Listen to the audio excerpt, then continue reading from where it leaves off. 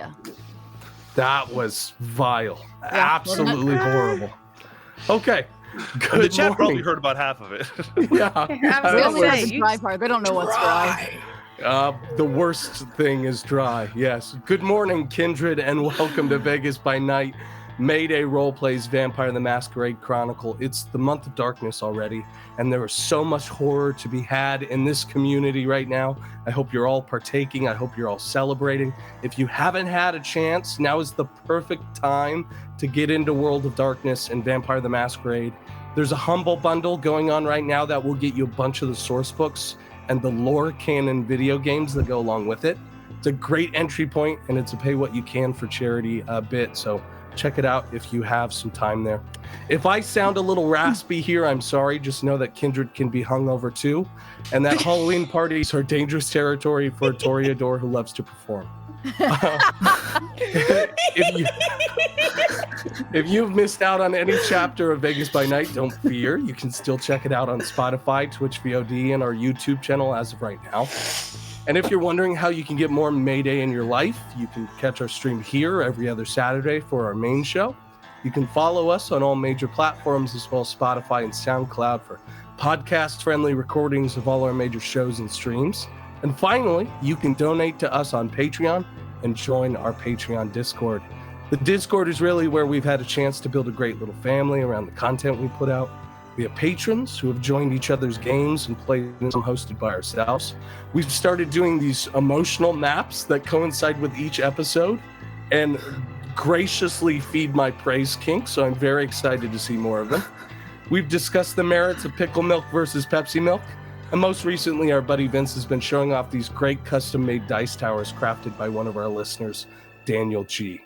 In addition to all that craziness, you get an opportunity to listen to exclusive Patreon content, behind-the-scenes information. We are in the process of putting out the origin story for Sybil, which was It's actually, a lot I of... think, out tomorrow. Oh, beautiful. It's out tomorrow, so you can enjoy Sybil's origin session. It was a lot of fun. We go into some of the complexities of the circulatory system in Las Vegas. We meet an incredible NPC that might be joining our story pretty soon. And we go through a lot of vampire meth heads just getting their absolute asses beat by Sybil. So take a look. And as we enter the Halloween season, we're looking for ways to celebrate all of the times that Mayday has personally invited you to shit yourself out of fear. So with that in mind, we've been preparing a top 10 list of the moments we suffered through together, listener and sufferer.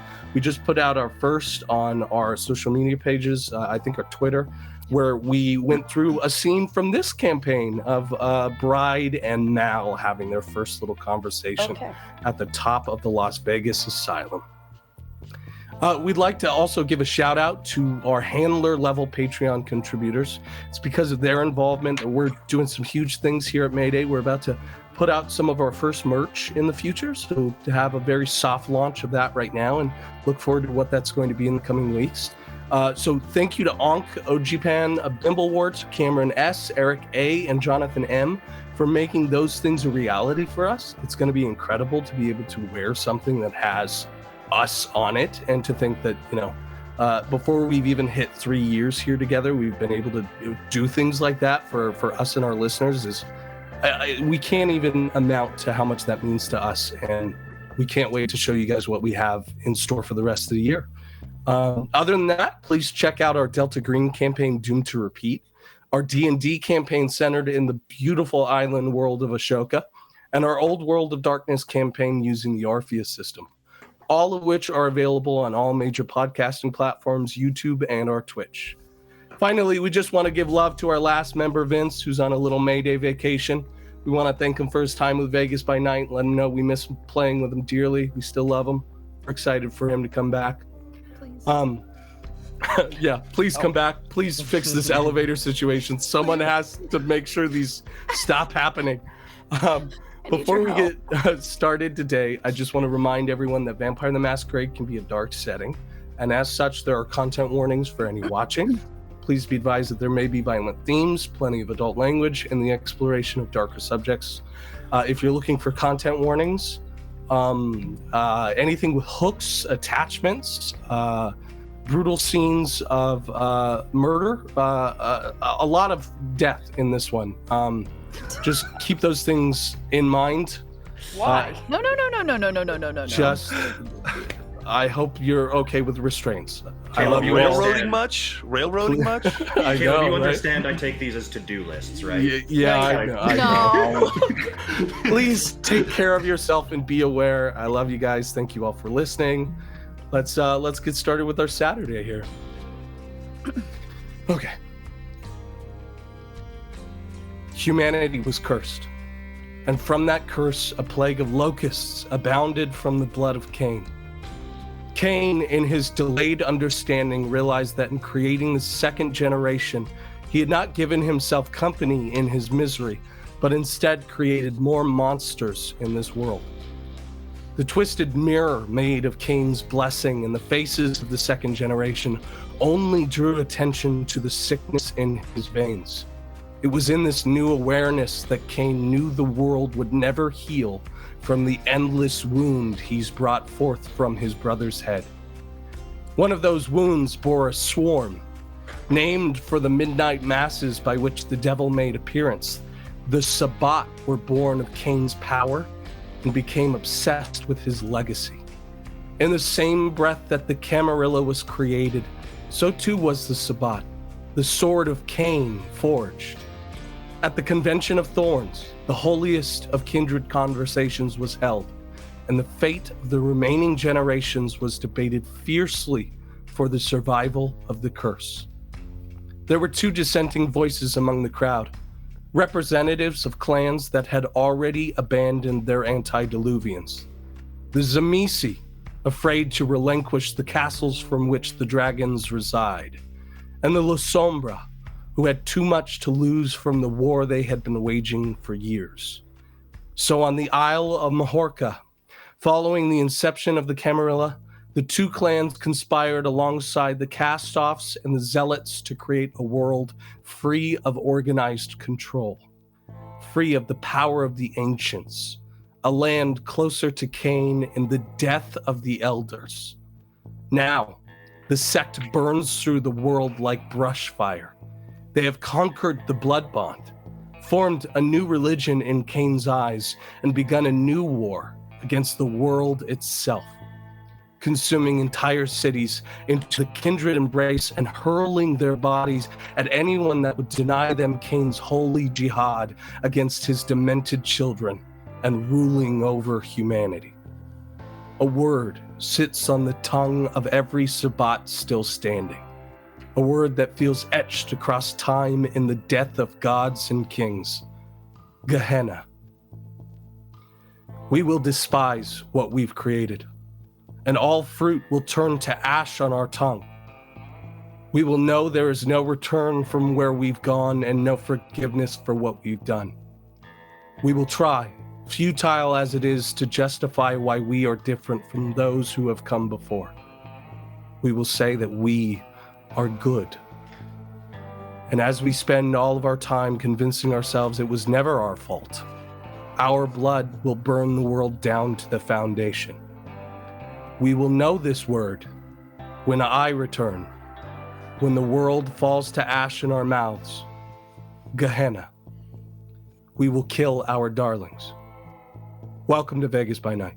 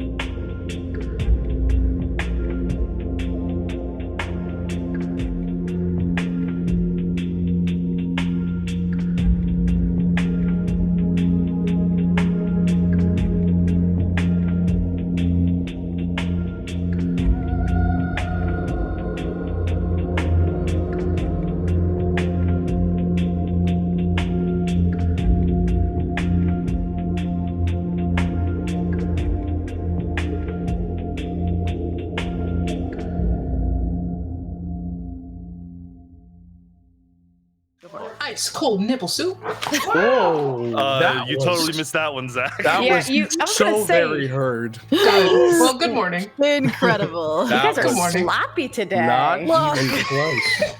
I didn't have my corn this morning. I could tell. Well, for Twitch's sake, it was 2 B's, not P's. Yes, sure. Now, let's, with that beautiful sentence, introduce ourselves to the world. Let's introduce our cast. My name is Caleb James Miller. I'll be your storyteller. I'm Aaron. I play Enoch, and I'm not worried in any way, shape, or form. I'm Allegra. I play Mal, and I've caused a lot of problems and have no idea for solutions. I'm Amanda. I'm playing Allison, and watch me once again save the day by pulling something out of my ass. Cockroaches. I'm Eli, and I was told I could go home. I'm Sergio. I'm playing Burrows, and my highest stat is composure. Thank God. I'm Zakia, and for my final episode, I will be playing Sybil. This has been so fun. Thank you so much. Yeah. I love this game. I love this story. It's a series wrap on Sybil. It was a great attempt. Okay, before we get in media res back into the action in the elevator, we have an exciting recap from our own Burrows. Okay.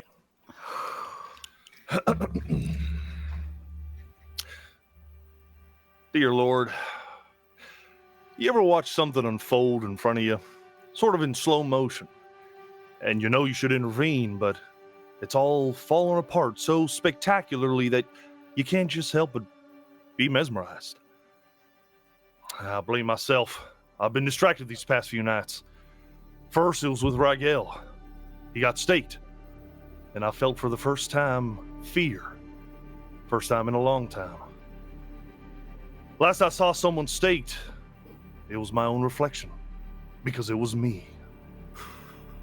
Now, the coterie knows that bit about my past. But do they bother asking, wow, Burrows, what a coincidence. Why, I would love to hear more about your story. No. Who cares about the old crooner? We'd rather argue about Niles' molten toucan. Shit, I'm a hypocrite. I wouldn't be honest with them anyway. I'd play coy and I'd spin them a yarn. I want them to know me. But they can't know who I am, not really. After all, it's part of that agreement I made with the Camarilla that got me unstaked.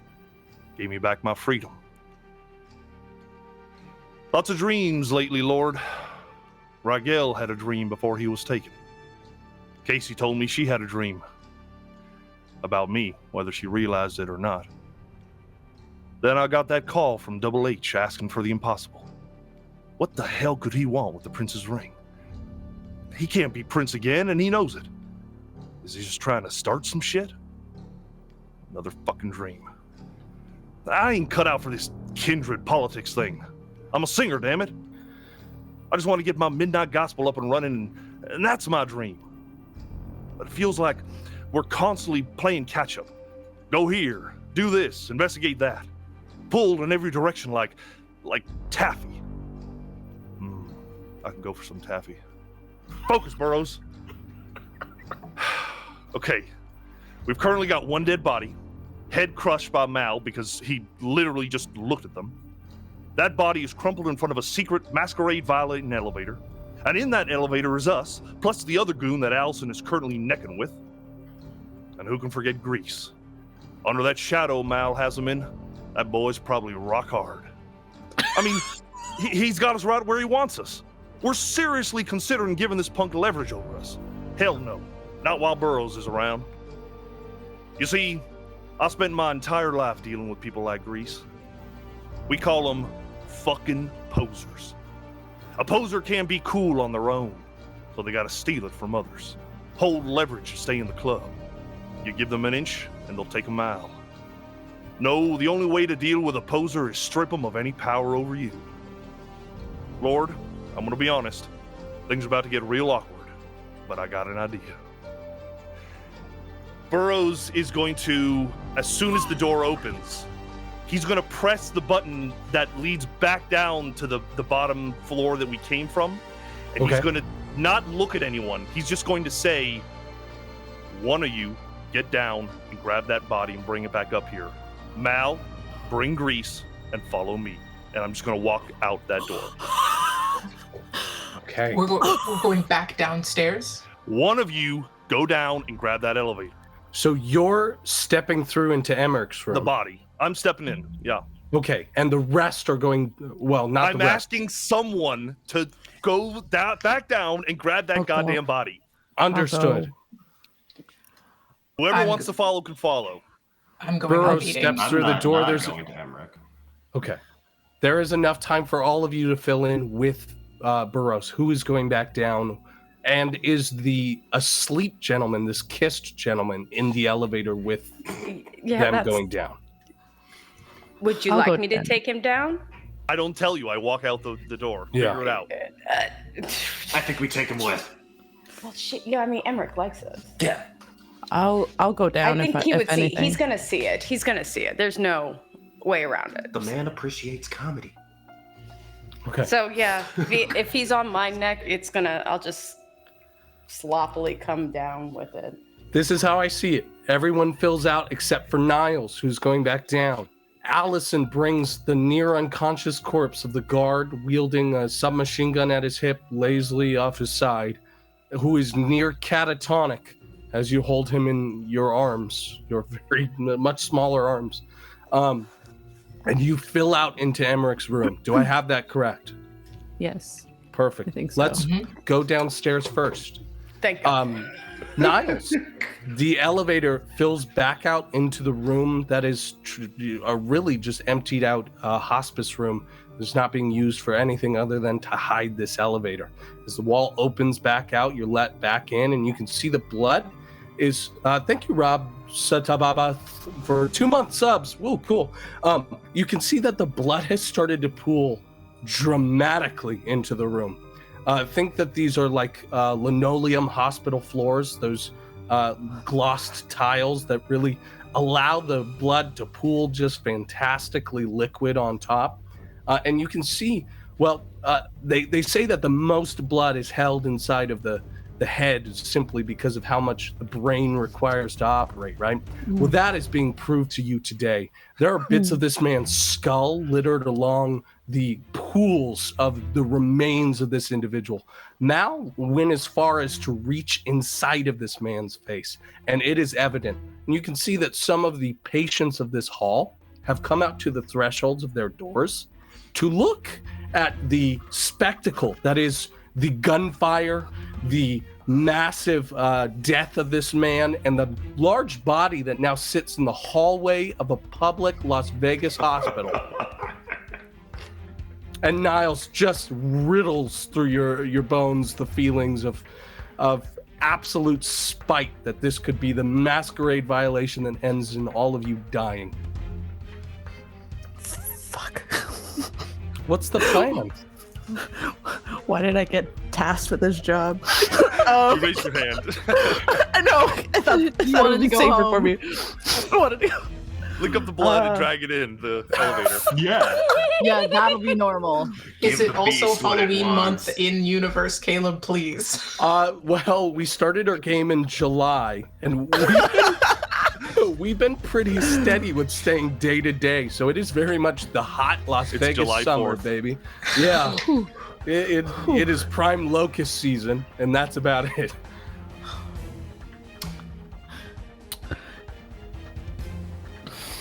Yeah, I agree, Yep. Niles. I agree. No. How many people were out there? I'm 3 or 4 individuals out in the thresholds of their rooms. There's about 12 rooms before the door ends out at the opposite side of this hospital. So you imagine you could probably fit 8 more people if you'd like them to see. No. No. God. Niles, you're staring at this man. If you had a heart, it would be beating faster and faster inside of your Yeah. chest. But instead, you have this empty balloon that sits right there in the center.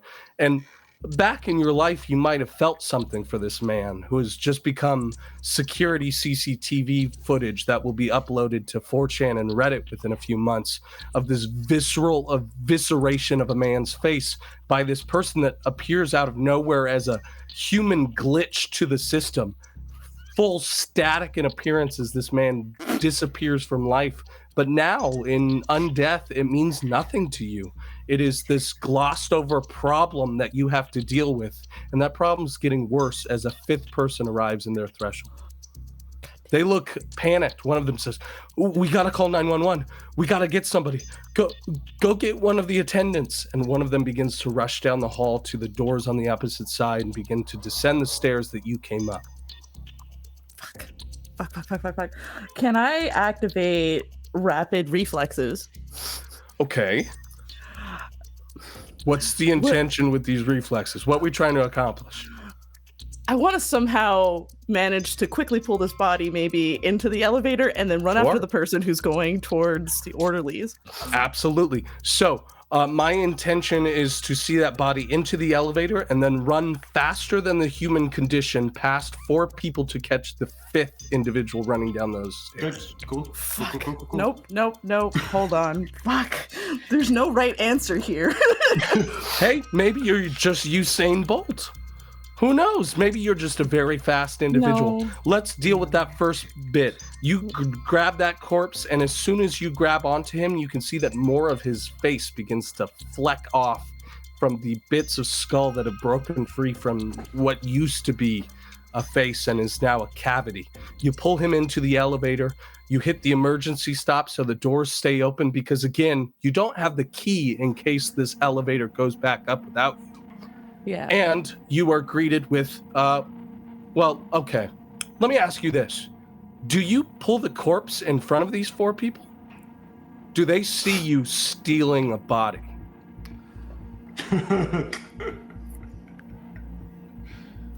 If you're just tuning into Vegas by Night, I'd like to thank you all for being here. I'd like to remind you what masquerade violations happen to be inside of our Vampire the Masquerade game. We're in a really dangerous situation, Niles, because if any of them see you stealing that body, they're going to remember your face. You know.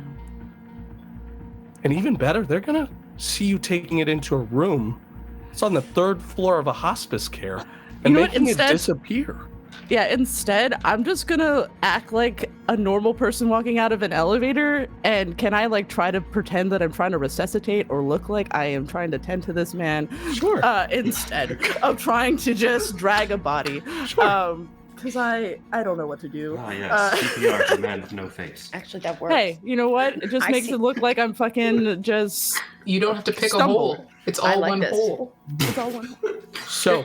or just look like I'm assessing this body, like I know what I'm doing.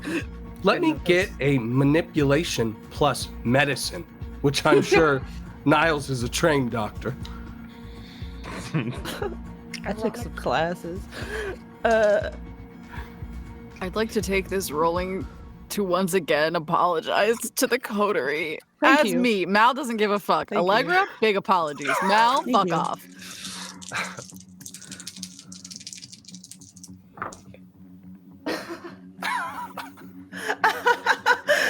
How I got 1 success, but I have a bestial failure. Yes. Oh, well, and that 1 success is not enough to convince these others that you do not mean harm. You are coming out of the room in which this man's skull was caved. You're appearing seemingly out of nowhere, and you are hastily mashing your hands into this man's chest. And the 4 of them look at you like they're in a dream, like they're in a trance or something, because they're trying to make sense of why a person would try to resuscitate a man without a face. And they just look terrified. Honestly, they look like they're staring at like a Dahmer situation, like they've walked into a maniac's room and 2 of them run off in the opposite direction following after the 5th. I am making this worse. And the other 2, one of them picks out from the hall, very sickly individual in a hospital robe, completely bald, older gentleman, but he stands in the way of you and the other attendant there, as if to strike a defensive pose. And he says to you, "What the fuck are you doing? Did you do this?"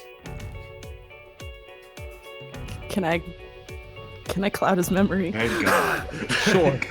What is the kindred's response? What is the kindred's response? It is always to think that you are different from the others, that you can be better, that you can be good, that power makes you great. And Niles, it's so easy to take his memory. It's not even a roll for you.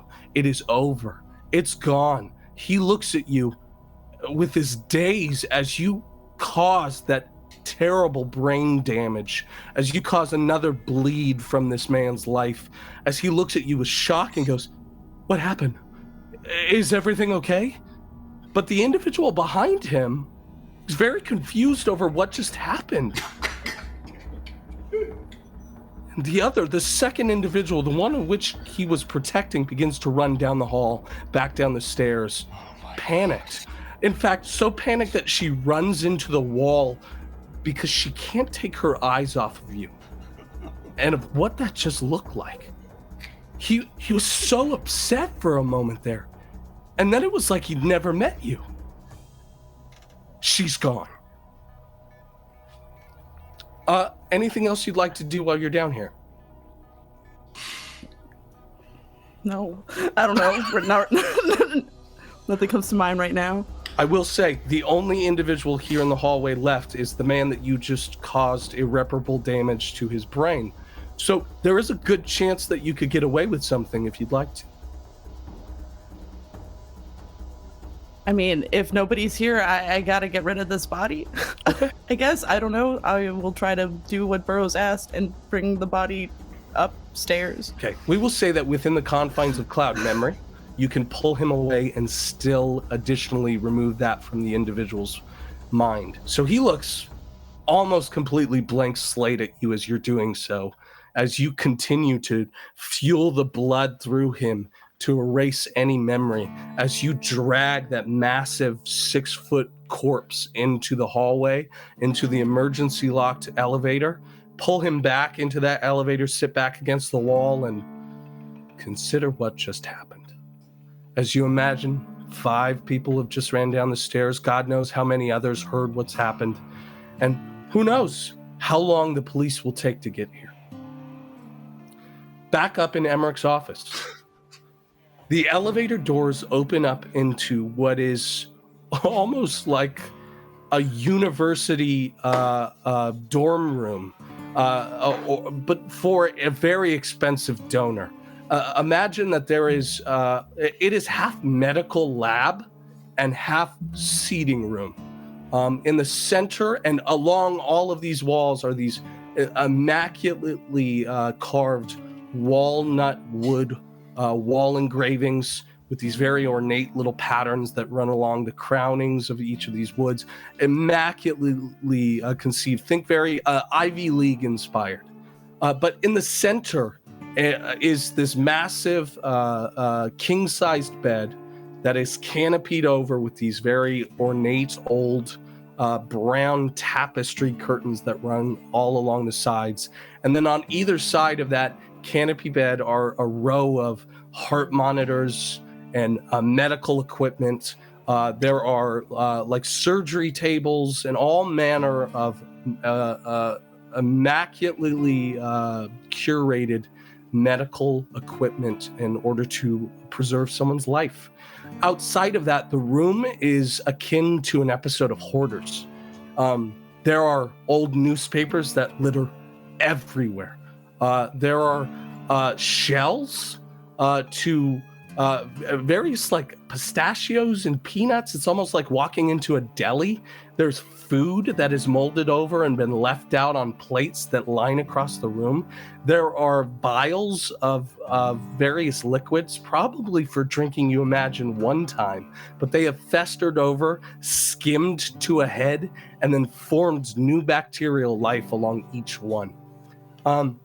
It is littered across this room. It is largely a studio apartment. There are no other rooms itself. In fact, The bathroom itself is exposed into a corner and kept back by this surgical sheeting that would only mask the most intimate of businesses. And it looks as though there is only sort of a lab shower, one of which that you would be entirely exposed under.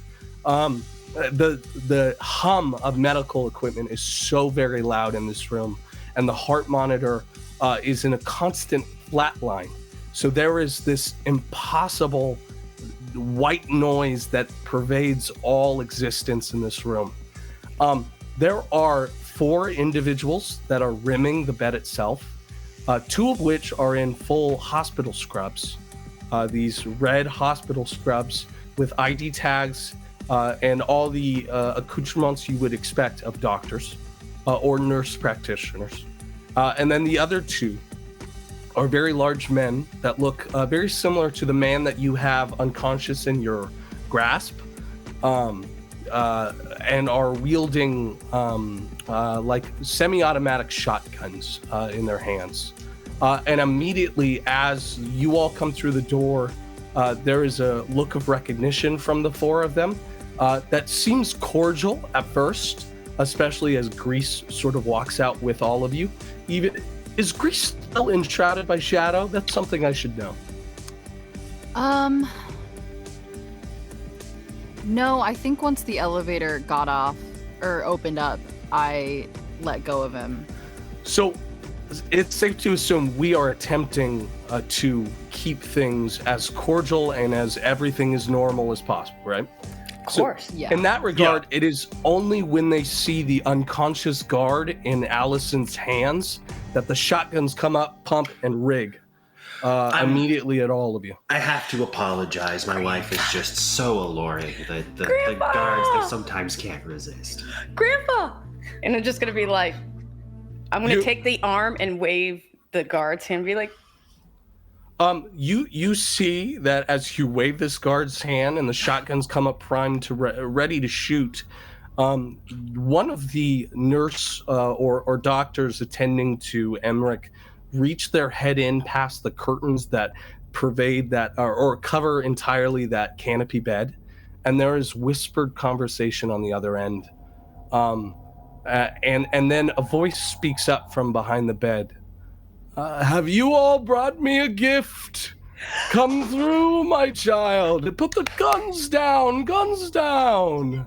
And the shotguns are brought back down to a leveled position at their waists as they look very cautiously over all of you.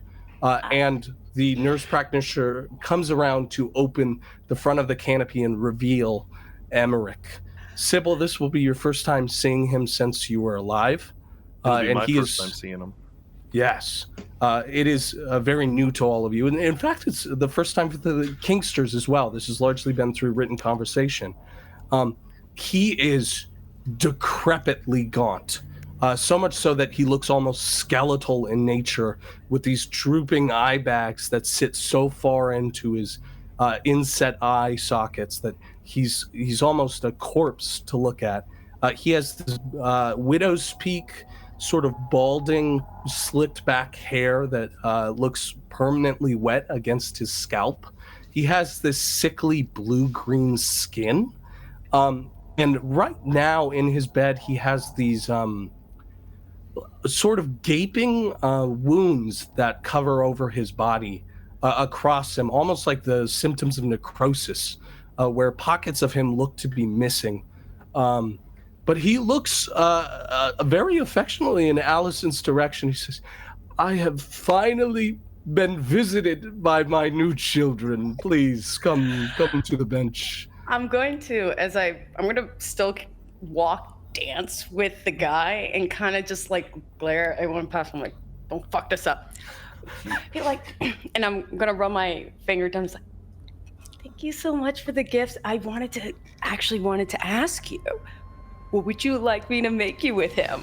As I hold the body up and like, I heard all of those rumors, and I've been watching over you for some time, Allison, and I always knew you would be an interesting one. Forgive me for not getting up to greet you. My legs, they don't work anymore. What? I heard that you were so sick, but no one was Yes. telling me anything. No, it's okay. These doctors, they have so many prescriptions for everything, but you said you want to make me an art piece of Ronaldo here. Yes, I get well, because I know you're going through so much. I wanted to make something that you can look at and just smile and be happy, just to get you through this pain. I know you're in a lot of pain. Allison, you're so very sweet. Have you brought your child with you? Is this Enoch? Yes, and I'm gonna grab him, bring him forward. Enoch, my beloved. And he takes you by the shoulders. Wow, you're looking so healthy, Emmerich. Oh, thank you. I have been trying to keep myself well, and some of these are starting to fester, but I think the doctors are taking good care of me. I'm sure I'm you're gonna- going to be just fine. I'm gonna look at the doctors and be like, he better not suffer under your care. Do you understand me that? Of course, we are giving Master Emmerich absolutely everything we can in terms of care, and we've been attending to his, and they gesture to his legs, illness for some time, going on a week now. I'm just not feeling the intensity that you care. So I expect better. Never mind. Oh, Allison, Grandpa. how about you introduce the rest of us? Yes, Grandpa, you're invite right. me to meet all of your friends. I Everyone. know one of them very everyone, well. come closer. Yes. Caleb. Yes. I'm going to not say anything. I'm going to gesture. Like, can I get close to Emmerich by his shoulder? Like, I want to introduce, like, in a proud way. Sure. Yeah. He seems very inviting and almost familial with Okay. the Malkavians. I'm going to get to my knees and, like, be by his head side and be like, everybody, this is my pop Emmerich. Yes, Allison has been my pet project in the city for some time now, and she's been doing so well from afar. The two of you, it was regrettable for myself to not be at the wedding, but I give my love and my presence to you. I trust you received my gifts. Yes, they're very nice. They're beautiful. Good. We're saving them for a special occasion, but One I'm of sure them they're is- very tasty. One of them is my nephew, so I expect you to wow. inform me as to his taste. Absolutely. Very good. How intimate. Everybody, this is my, right here, this is my good friend Burroughs. Burroughs, say hi. How you doing, baby? Burroughs, I have heard much of you. H.'s little apprentice, the valet, the butler with silver chalice in hand, yes? Oh, I think those rumors might be exaggerating, but we're really just friends. I'm not a butler or anything. I heard recently you were given purview of the city. Have you been enjoying your time off the leash? I've been loving it. Absolutely. Got big plans. You look very healthy, Burroughs. You look like a man who likes to eat. I got my taste, sure, and maybe it's my presence. I will say that I retroactively activated presence as we kind of walk through the elevator. I wish I could look as healthy as you do. I have a very particular wasting disease that keeps me very thin. I would just love to gorge myself as one such as yourself does. Look at that gut. Well, that's from regular food. I don't know if you can eat that. I've tried, and the smell of this place indicates that as such. There are trays upon trays of these silver hospital food accoutrements. You can see old Jell-O that is starting to grow new Jell-O, and cream corn that has been sitting out for what you imagine is like years. Sybil, for you, this is such a familiar, nostalgic, in the worst ways, smell that you can feel yourself alive again in the understanding of these dead, decaying foods. Pop, you know that food is not good for you right now. You gotta get better. Well, they tell me that I have to eat to retain the nutrients. Okay. If I'm ever going to become You're any going- better than I am, I have to do what the doctor prescribes, Yes. right? And he looks Of course. directly at the doctor who, all of you are getting the sense that these the nurse practitioner and the doctor especially, look like prisoners, like war prisoners. They look battered, emotionally abused. They look at all of you with like a panicked, I hope to God we say the right thing here. And the woman who was trying to defend herself to Allison earlier looks to him and says, absolutely, and you are being such a great patient, Master Emick. We really appreciate everything you've been doing to try and get better, and we're so glad to be here. I don't think I have to do this, but I kind of want to make an insight check just to be like, this is all some kind of ruse. This is all some kind of show. Yeah, go ahead and give me an insight plus wits, or you could give me a wits plus medicine. I will say, Sybil also said that he fucks around with medical stuff before. You did say that. But I didn't say anything about these attendants or anything about this room. Let's give that wits and insight. Maybe you'll have an idea of what's going on here. 2 successes. You remember at least someone mentioning to you in some dingy dive bar where you were singing one night about a documentary you ought to watch on Munchausen's disease and Munchausen's. Yeah, this dude's totally just crazy. You know, as kindred, that you don't suffer from diseases after that life outside of ones that were debilitating to you before life. So sure, if you were paraplegic when you were human, you might be paraplegic when you're kindred, but that doesn't happen after death. You haven't known illness outside of what comes with the curse in years for some of you. So for him to describe some of these lesions, and even looking at them, Burroughs, you have a feeling you could replicate some of those lesions he has with the switchblade. Mm-hmm. So, Sybil, please let me introduce you to newest member of our coterie, Mal. Mal, why don't you introduce yourself? During this entire time, Mal has come out of this failure is not an option kind of mentality, and is truly realizing what they've done, and has been shrinking into the background, trying to disappear. And as soon as Burroughs says their name, they try to straighten their shoulders. Hello, Primogen, Emmerich. Lovely to make your acquaintance. Very formal, this one. Knows the language and everything. They're a La Sombra. Are they? Enoch. And he reaches over with this very frail, completely shaking hand. He touches your cheek. You, my boy, are sweet for paying me information. You do well to continue that. You already are proving you and your mother so proud, and he gestures to Allison. You have a very sweet little boy, Allison. Good vampire, mommy. A La Sombra, you say? I have known 4 La Sombra in my time, personally. And of 3 of them, I killed them myself. Well, have you been enjoying your time in the city? It's an adjustment period. I'm learning. Well, you have eternity to learn. They're very helpful, Pop. It's been a lot of interesting adventures with this one.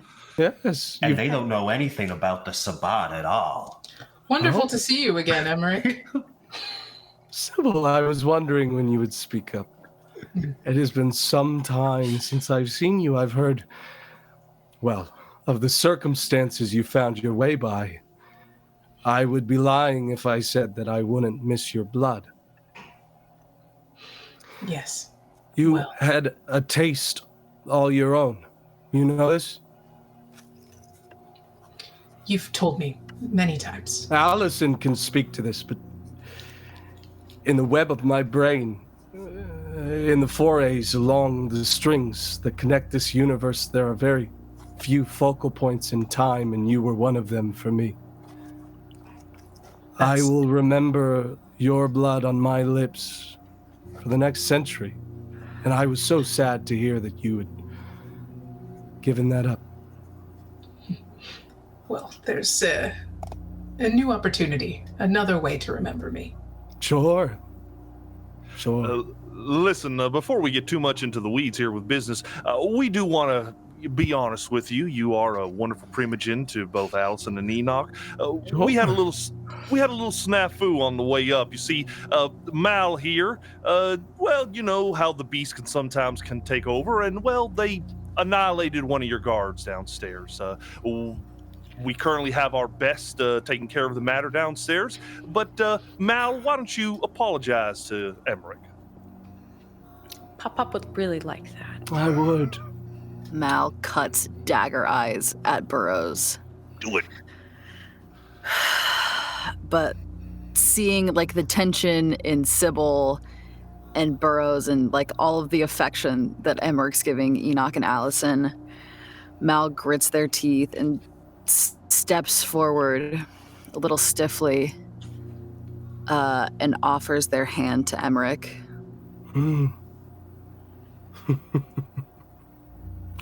He puts out this frail, shaking hand, and his attendant, that doctor, comes by to help guide it into yours. I will take it from the doctor and help him. He meets it into yours. Primogen Emmerich. And I'll lean forward and kiss his hand like I was supposed to with Aloysius. I offer my apologies for losing control of my inner beast. As you know, La Sombra are learning the ways of the Camarilla. And sometimes my baser instincts take over. Baser instincts, and he doesn't move that hand. He gestures to the other attendant, and on one of the view screens that sit behind all this medical equipment, they click the enter bar a few times and show this sort of 30-second clip that was picked up on a security app that shows this absolute pixel glitch of an individual appear out of thin air, consume this man, and then the crunch of this individual, like he was destroyed by thin air almost, by some glitch in the Matrix. Baser instincts, that is quite the way to put it. Do you submit yourself to any condolences I believe owed to my estate? Mal is chewing their tongue. The alternative, of course, is a major violation of the masquerade, punishable by our sheriff. Of course, Primogen, I would think nothing less than the best for you. Consider this a favor of my house, that I do not see this as a slight against who I am. And of course, my lovely Allison is going to make me an art piece. I think I know what I want you to do. My legs have not been working, so why don't you do the same for him? That's all. Whatever you can do. I will have it brought over. Of course. And in means of condolence, I require 2 things. 1, you will relinquish a bag of your vitae and Sybil's. What? You will relinquish a bag of your blood and Sybil's. That is easily done. That can be easily done. Good, and I have that. good. I have the lab. We can take it right now. No, remember, I want to break into new labs. We'll do that. We'll have it delivered with the art piece. Burroughs, I wanted you to make him charisma plus persuasion here too, because obviously you brought this about. This will dictate what he's asking for with the second. Oh God. Persuasion plus charisma. All right, not That's a bad pool. Let's see how we do here. Come on, Burroughs. Oh, got to re-roll one of them. Make it easy. That is 3 successes. Okay, yeah, absolutely a success. You feel as though you've earned some. That the way that you guys handled this, and this is for future interactions as well, you were very honest, you were forthright, you followed the feudal forgiveness path, the kissing of the ring, all that. really works in this circumstance. And you can see Emmerich especially, everyone in this room can feel how old he is. And he appreciates that old-fashionedness. I also Go ahead. legitimately think if anyone wasn't Emmerich, like the Malkavian, they probably would have taken a little more outwardly offense to this, but he's out of his fucking mind, so. He's absolutely insane, and that insanity, the idea that he's going to get an art piece out of this, is alone saving you. So he holds that shaky hand in your grasp still and gives his second ask. I will also require a boon of all of you. I will not name it now, but you all understand the importance of boons in our society. It is the currency by which we make all deals. It is something that benefits you in the long run too. But one day I will ask of you especially, Mal, but it will be held by your coterie. A favor. And you will do so. Without ask. Bob, of course, you know that. More than happy. You, Emmerich. And I'm gonna kiss his little cheek. I'm gonna kiss his cheek. Of course. As you do, some of his flesh starts to flake, like dandruff care. of the skin, and it comes off on your lips. I have that little lipstick on, and I'll be like, I'm sorry, I got a little on your cheek. Oh, please be careful. My skin. You know, Allison, my skin. My skin, Allison. And he swats your hand away. You will watch the way you touch me. Sorry, Bob. Doctor! And the doctor comes over and begins swabbing gently with these alcohol cotton swabs against his face. It is okay, Allison, but you know. Pop skin. I'm sorry. Now, where were we? Yes, the blood. The blood of Sybil and of this one, Mal. And a boon to my office. And then we will conduct business, and you will not be affronted for your violation. Sybil, I think you had some business in mind?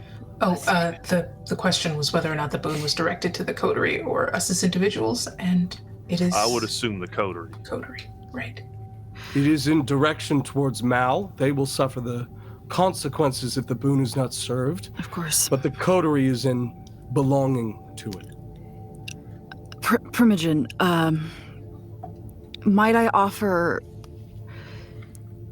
Sybil has done nothing. This is all my faux pas. Might I offer more of my vitae in exchange for none of hers? Make a manipulation plus persuasion. Okay, manipulation. Not great, gang, but we'll see. Manipulate that old ass. What? Be Did I nice to him. jinx your dice? Be nice. You did. Bestial failure. I swear to God. Do you have a bestial fail? Please don't. You have a bestial failure? Yes. I have a 6 and a bestial failure. God. He looks you square in the eyes. No. It will not be done, and it is an affront even to mention a changing of the deal. I understand, absolutely. I am doing you a kindness You are. by not setting you all to the sword, and I would have your own kind do it. How would you explain to Cisco your transgressions? You would ask them to change the deal? I meant no offense. Our coterie is new, and I only... Your intention is of little import to your situation. You can mean whatever you say, but it is what is said. All right, Mal, let's, why don't you go back to the shadows? We got some other business to take care of, huh? Mal bows and slinks back into the shadows. La Sombras. No. We have other business, speaking of blood. Yes, I believe that you've been making waves in terms of collection, Sybil. Yes, I'm primarily interested in the relationship between you and Greece by extension, but Felix, I suppose, by extension of him. Greece is my most loyal ghoul.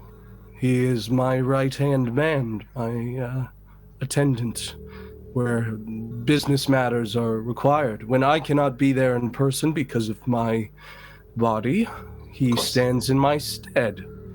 And he came by way of some information when I asked him to keep an eye on you, that you were investigating into some situations and relinquishing blood through some blood bank attendant with long hair and a hideous attitude.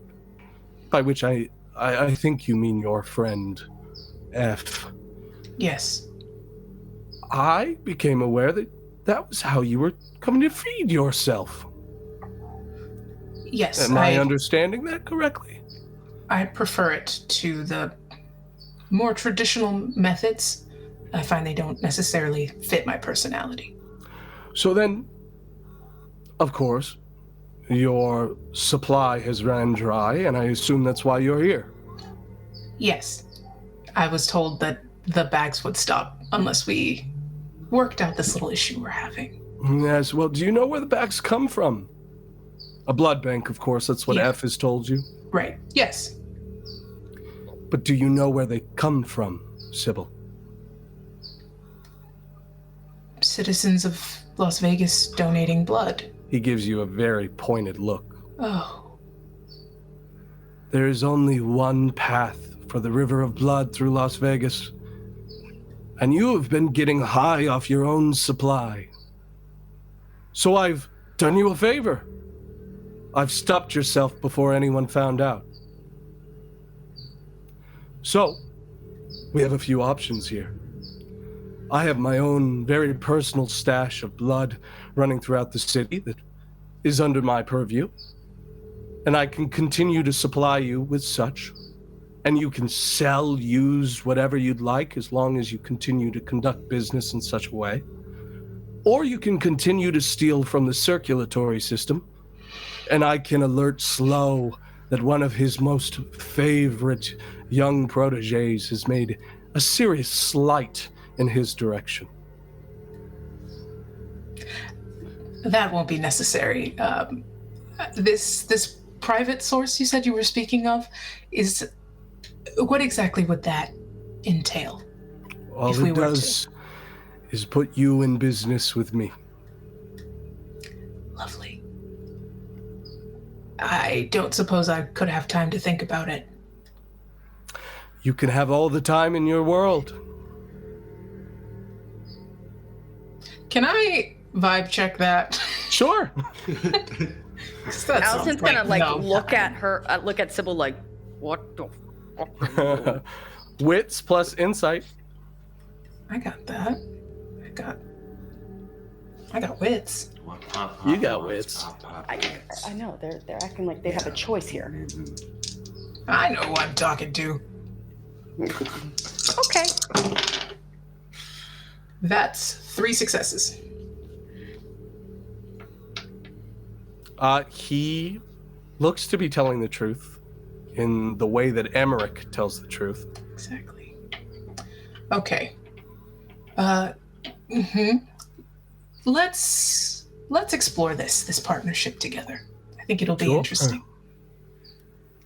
What do you intend to do with the bags outside drinking them? Well, if I don't drink them, they go directly to my coterie. I don't do anything else with them. I see.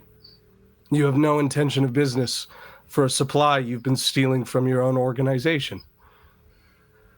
No. Sorry. Wait, is Enoch raising his hand? Or is Aaron raising his hand? Yes. Okay. Oh, Enoch and Aaron. I just wanted to, what I want to do is I want to try to use premonition to see if Sybil is lying. Oh, sure.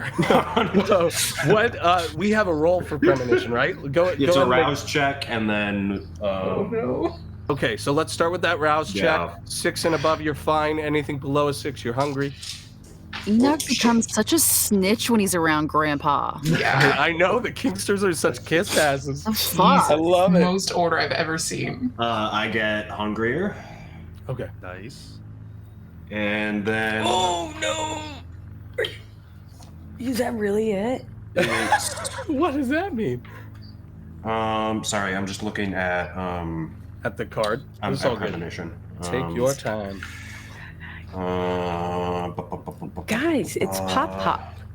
It's To just anyone who plays Pop VTM hardcore, they sell these things on the Renegade publisher. That is like every discipline put into I a was wondering card. if they have those. Love That that. would be nice. God, that would be it very is good. the like best thing to have in the world because you Can just you like send me a link for that? yeah. Honestly, I could probably just send you guys what your disciplines are, and you can just keep them because they've got Somebody posted in the every one. Discord.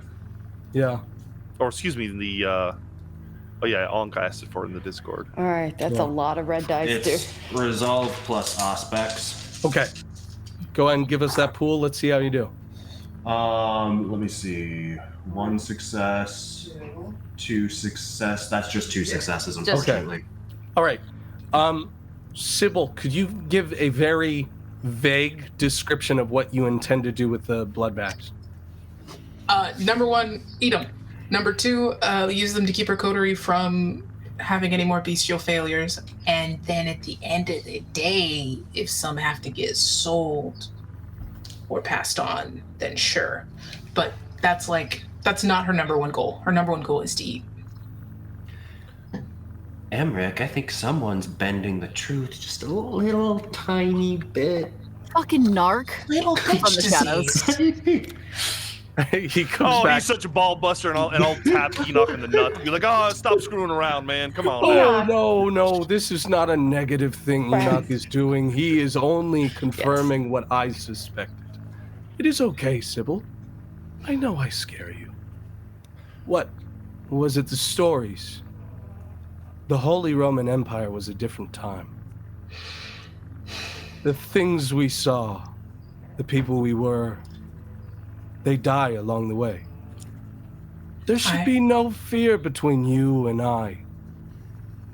Nothing to lose, only to gain. If you would like to sell, I encourage it. I think Slow has been in power for too long, if you'd ask me. Maybe he needs a little competition to bring the blood to the surface. Don't you think? Thank you for your reassurances. Of course. I do miss telling you my stories. You used to get seriously- this. Go ahead. Go ahead. Speak up. You seriously got stories from the Roman Empire? Yes. Oh, more than that. Old Germany. Beautiful place. Damn, I would like to sit around sometime and listen to them. I'm a big fan of history. Sure, maybe you and I can have a meal. They have great meals here. And you look to another festering plate that is sitting right there in front of him. You and I could eat, and I could tell you things that even HH couldn't experience. Would you like that, Burroughs? I would very much. Yeah, thanks, Emmerich. Did you ever have an attic growing up, Burroughs? No, I grew up pretty poor, Emmerich. I never really had. Where? Down south. Down south. No attics in the south. More basements. I see. In your basements, did you ever find spiders? Well, I was too poor to have a basement too, but yeah, sure, I found plenty of spiders before. What do you feel when you see a spider? When I was alive, scared. Now, it's just another tiny thing in my way. I used to love spiders when I was young. I would eat them. I thought that by eating them, I could learn what they do. I loved webs. The idea of them. An organized chaos, a trap to be set. I used to imagine what it would be like to trap children leaving the schoolyards. They never liked me, but I thought that if I could keep them, I could make something of them, make them like me. Never worked, but the cobweb is an organized chaos unlike anything else. And it is the collection of the stories that have created every being before me, after me, and during me. And I would love to show you what that means. Would you eat spiders with me, Burroughs? Oh, I'm on a Would you diet. eat spiders with me, Burroughs? Sure. I'll eat a spider. Yeah, man. Yeah, sounds Of good. course he will. Yeah. Good. Well, I got so into talking, I've forgotten, of course, that we've just become business partners. Yes. Very good. The details of our partnership. Well, all will be revealed by my attendant, Greece. There will be some circumstantial relationship between all of you and Greece going forward. He will be the one you speak to directly. F will be in his employ as well, and you will oversee both of them. You will receive shipments throughout the week. I believe we can escort them to the newly named Club Canaan. I believe that was Enoch's decision, yes? Yes. Enoch, what a name. Fit for a king such as I yourself. thought you would like it. I do, and I cannot wait to see the kingdom you build under that name. But the crates will be organized within Club Canaan, and then it is up to you to handle distribution. Of course, if this business gets out of hand and you have a habit of doing what you did in my hallway, I will abandon all connection and see that you all die without me. But Absolutely that is understood. Sure. That is for you to understand. There are also some circumstances I understand that Greece will have for himself, so please do adhere to whatever it is he brings about. Outside of that, I think we can iron out the details ourselves. Is there anything? I can tell you're getting really tired, and I don't want you to overstress. Of course. Does anyone else have anything they need to bring up? Because Pop needs taken. Actually, I was hoping if there's more opportunity to interact, just for touching bases, that I would be the one driving your newest interest to their appointments.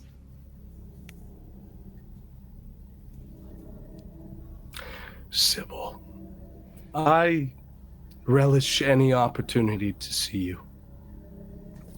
If you would like to drive Alma, I see no reason not to abide by that. But under one condition. You watch me feed on her, each time, in this room. I've seen you slinking about in parking lots. I'll not have that. I don't want to see you through cameras, Sybil. I want you to watch. Of course. Of course. You Permission can, granted. You can come when I'm eating spiders with them, too. Good. Let's call it a date. You're all invited if you would like to see the cobweb. You know, I've been Amazing. wanting to. Of course. When you bring my gift back, we'll all have some delicacies prepared for all of you. And your friend downstairs. I feel so remiss for not having the opportunity to communicate with them as well. Oh, I'm sure you will get your chance. Did they not come back up the elevator? No, they're still down. They're still. Niles went home. Niles, if you would have liked to come back up the elevator, I would absolutely allow that if you would like to be here. I assume that the task was to bring the body up. Oh, okay, If good. not, I'm just sitting in the elevator panicking. You know That's what all. then? Let's just say that the elevator doors begin to open then. Mm-hmm. And Niles and a very, very, very beleaguered corpse next to Niles is sort of seated at the bottom of the elevator, looking out on the office. And This feels right. he speaks Just up and in says, time. "Oh, it's as if I called them myself." I'm telling you, you just have that. But that's, and again, don't worry. We'll take that, and that's just going to be extra additions to. And I'm going to grab the zombie, half dead guy. I'll make it very pretty for you. I know you'll make me proud. You have always done right by me, Alice, and you will continue to do so. No. Daddy Emmerich, Yes? I was wondering if I might speak to you alone sometime. Oh, of course. Well, I have time for you now if you would like to excuse your friends. Is that okay, honey? Of course. Just do not overstress or concern him too much. Allison, leave the boy alone. He can act on his own. That's, I just want to always look after your health. I understand, but Enoch Okay. is my next new project, and he deserves just as much attention as you do. Yes, Papa. If Good. you'd like, we'll just start letting you two have alone time. Yeah, we'll start walking backwards toward the elevator. Of course. Yep. Taking Grease with us. Yes, Grease, who has been Remember. notably quiet sorry. Yes. for the You wanna duration. Yeah. He has made a point to act the same as Mal, almost, standing at attention at the elevator, unspeaking. But we'll say that the rest of you empty out downstairs. Now, and as we're Enoch- going down the elevator, I just want to turn to Grease and be like, "It didn't say shit, did you?" Did you want me to? Shut I could the go fuck back up, man. I'll just turn away from him. I'm going to turn to everyone and be like, Please, Hey, please say something that we did wrong, that we should do differently based on that interaction. okay, I know we have communication issues, but can we, do you understand what we are, Malkavians? Do you are you not comprehending stuff? Come on, guys. I think I figured it out because we handled that situation pretty well. All things considered. Honestly, I think we did. I think we did. I think the real problem is the goddamn snitch still upstairs. Is he though? Yeah, let's it just talk. might That was be. real narc energy. What the fuck? Really? Because we I would like to state for the record, if it wasn't for me and even Enoch, it'd be a much different tone. That's fair. Always remember, with Emmerich, always ask about his health. Does that make sense? I appreciate the insight. That might work for everyone else in this elevator, Allison. But But I will say this as a friend, because you pointed out when I was slipping earlier. I've seen you work leather everywhere. I can still smell it on your breath. I was not prepared for that level of bootlicking. And I would prefer that the corrections be delegated to the people that deserve them. Listen, you all know what happened with Enoch and me. And if Pop Pop is the one that tells the prince what to do, maybe we should actually follow the gut instinct and read in between the lines. Allison, you're just speaking words. You're not even making any goddamn sense. Malky. Tell Enoch not to fucking rat on us. We're part of the same coterie, aren't we? Hold on. Let me psychically tell him through the elevator, as I told him. As you psychically communicate with Enoch, as I'm just sure the gonna put my hand Malkavians up like truly this. are trying. I'm literally going to do this just to be an asshole as we go down the elevator. Good. Excellent, Your excellent. asshole works, and we come back up to Enoch, who is standing alone. Again, the white noise of that dead heart monitor just buzzing into existence here as you stand across from him. The two attendants on either side, the guards with those shotguns ready at the side. Thanks for the subscription, Trash Bandico. Yeah, thank you so much, guys.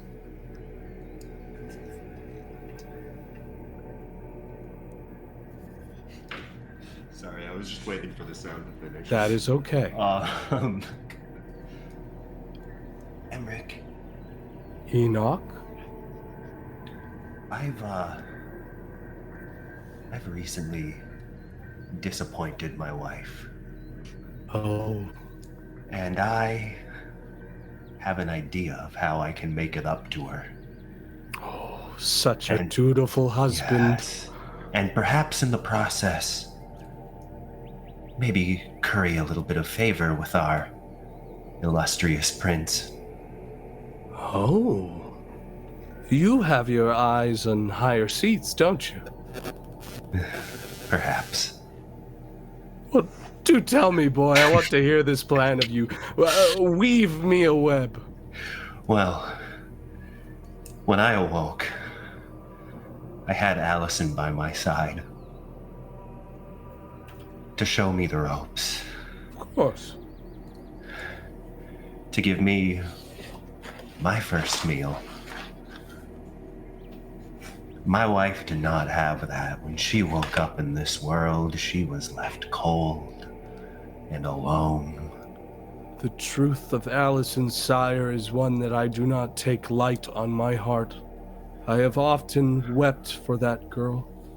Alone, lost in a hotel room, begging for answers. I'm just thankful she has someone like you. I hope that I can be worthy of her affection. Of course. Enoch, I have a feeling you think that you do not satisfy every urge in that woman. You think she needs a sire. No, I think...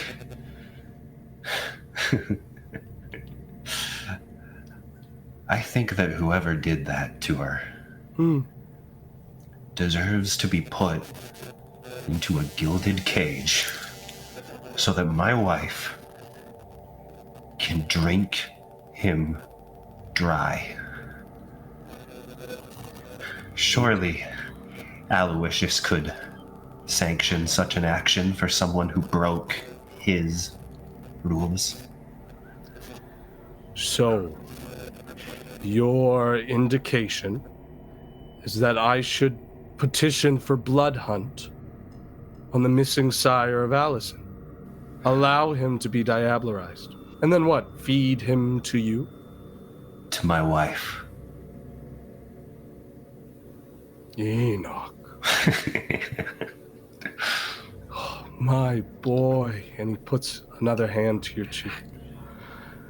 There is so much of the spider in you.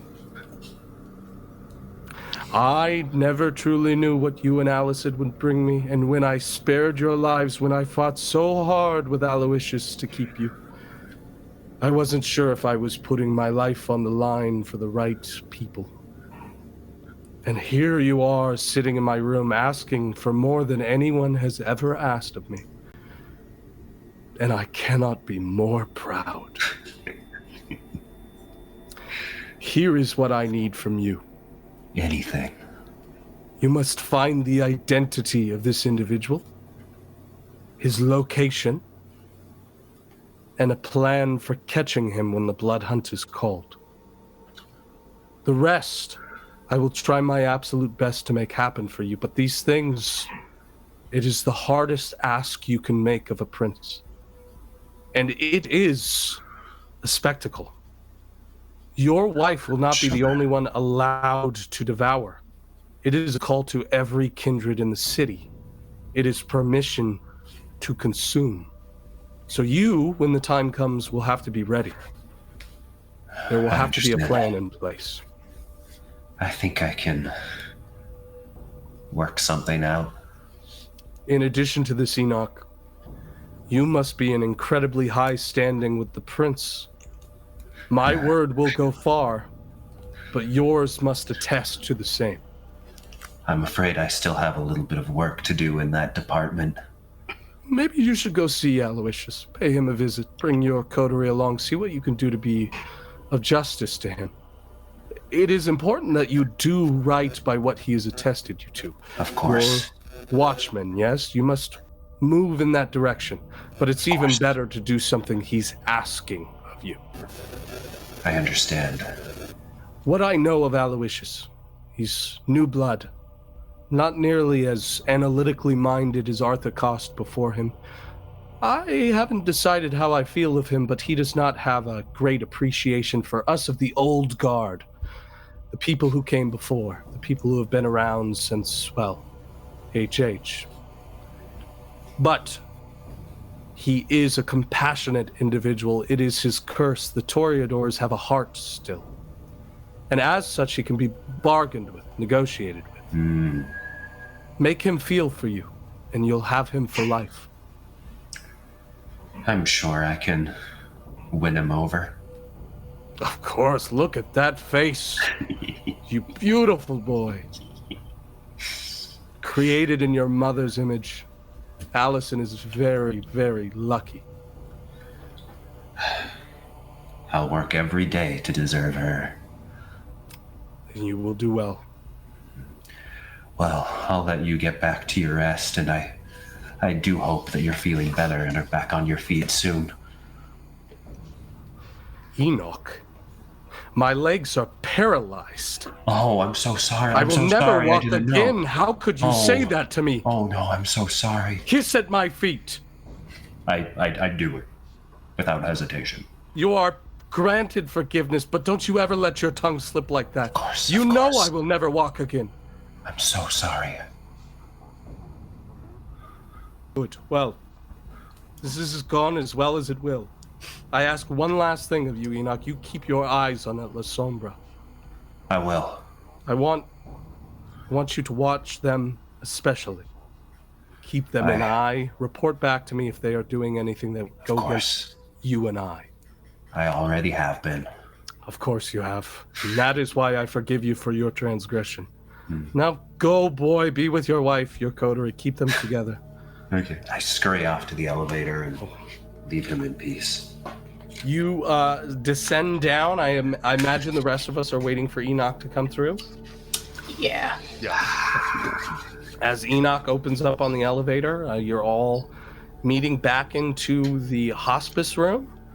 Well, how fucked is the situation at this point? Yeah, I think we should probably get to that, right? There are sirens outside of the building itself. And just from your perspective of the opening elevator doors, you can see like the flash of blue and brown, which are notably the uniforms of the Las Vegas Police Department and Sheriff Department. And it looks as though they are like cordoning off the hallway. I will address you the room again. There is a singular mattress and bed across the way.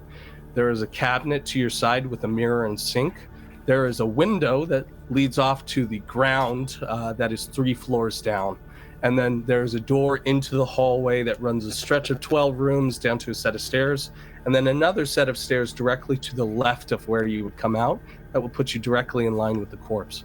Here's the thing. You are at the end of the hallway against that staircase. Odds are that they're cordoning off those exits. Caleb, the Yes. person that was, that one lone person that was compelled, or are they still there? Not from what you can see. You can see some tall individuals in those law enforcement uniforms that are standing in the door. Okay. From your perspective in the elevator, which looks to be as if the wall has not opened yet, it's sort of like a two-way mirror situation. Okay. You can't really discern anything outside of that, but it's very clear the cops are waiting in the hallway and they haven't noticed that you're here yet. Okay. If we're still in that situation where they haven't noticed, I'm going to address the group. I'm like, I can give him a command to not just kind of vague, but I can get him, because this is caught on camera, to go and erase the footage. He doesn't have to erase the footage. How about he fucking jump out a window, like cover himself in that fucking blood on the floor and jump out a window or something? Love the enthusiasm, but we want to cover the ass first. What we need to do gotta is get draw out. eyes away from that goddamn elevator. Sybil, give me an intelligence plus a technology roll. Oh boy. Okay. Enoch, you can roll this as well. Plus technology. Great. 3, 4, 5, Oh, that's 2 successes. It's a crit. Okay, cool. Hold on. Or is that a crit? That's not a crit. It's 2 successes. We'll just say that both Sybil and Enoch know this information. From Yes, what sir. you noticed, Emmerich has access to all the CCTV, so you may be in the clear there. Yeah, this is Emmerich's domain. We just gotta fucking draw eyes away from the elevator.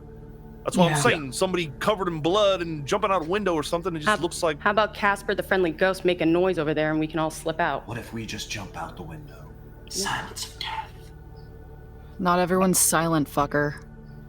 But silence of death covers everybody. Yeah, it would cover the window, and then you guys could jump out that window. I think silently. we should create a distraction and also jump out the window. Like, Yes. if the distraction is across from us jumping out the window, that'd be good. Niles, did you say more than one person saw you Multiple people saw me, yeah, in those other rooms, right? in those other rooms. And you did nothing? Let's not fucking argue about that right now. Let's get the hell out of here. Do we have any ability to mess with their memory before we go? No. I can do cloud, and I can give commands. That's the best I can do. I think we just need to leave. Okay. And I can implement. Can I use spoons to distract people from, like, Sure. across the hall? Okay, so you're Tap on a bringing window or Spoons something. in. Spoons is reconning over the building. Are you like sending them like Windex commercial against the windows outside of the hallway? Yeah. Okay. Yeah. Go ahead and make an animalism plus stamina roll. Burroughs is going to just quickly go down the hall, Yeah. and he wants to see if anyone is in any of those rooms. Okay, so you're Specifically the people that supposedly saw what is happening. if you're stepping out into the hallway, you're going to be greeted with like 3 cops. Are you okay with that? Fuck, no. Not worth it. God damn it. Yeah, we just gotta jump out the window, basically. Because, I mean, they only saw someone trying to save someone's life badly. That's 6 successes. There is a crunch as the bones of this crow's wings crack and break against the window, flap and manically break against it. The glass shatters, and Spoons causes this massive distraction of flapping, fleshy wings as it flits about the hallway window. It's not enough for them to realize what they're looking at. They think bird. But it is enough to provide an ample distraction. They just don't realize he's a fucking saw blade of a bird, thank God. I'm gonna It is- bolt. It is more than enough. You're bolting for the Let's go. window? I'm bolted for the Silence window. of death. Okay. There's no other obvious way out of this room other than the window and the front door. You could do the window, you could go through the front door and run for the staircase, but that's going to put you in line with the cops. No. Window's Okay. good. Window. Yeah. Okay, so Enoch masquerades that silence of death as suddenly the steps become very silent around all of you. Eli, give me a brawl plus dexterity as you jump through the window there. If I also activate Silence of Death, does that just help extend Yeah. it out a little bit more? So We'll say it's- they're both going, because I don't Okay. even think that's a rouse check, is it? No. No, it's fine. Wait. How high up are we? How many floors 3 up are we? successes. 3 floors, so like okay. 40 feet. Significant. 3 Okay. successes. 3 successes, you succeed absolutely as that window turns to powdered glass as you cascade through it, but there is no noise from it as Enoch is standing so close to you that it doesn't actually perceive sound. As you fall through, it is without any audio as you drift through and your body cascades down 3 flights, and you can feel your shoulder break instantly as you come down onto the ground. But you're alive, you kick it back in, and you're fucking fine. You took 1 superficial damage. What is the current view from outside the window? Is this like the back part of the hospital so we don't see cop cars and such? This is a back part that is all foliage that runs up against a wall that wouldn't break into like a parking lot situation in the main streets that run along the hospital. So you're maybe 30 feet from hopping a 12-foot wall, being on, or not even 12, a little higher than that, 15 feet wall, and then getting over the side to public Las Vegas. Somebody else go after me. You guys gotta catch me. Grab the mangled corpse body. I gotta grab the other dude. Yeah. We're hopefully land in the trees. Yeah. And just Okay, avoid it. Can I try to use the mangled body to break my fall? Yes. Honestly, yeah. Could you give me a dexterity plus stealth plus whatever your dots in obfuscate is? Oh.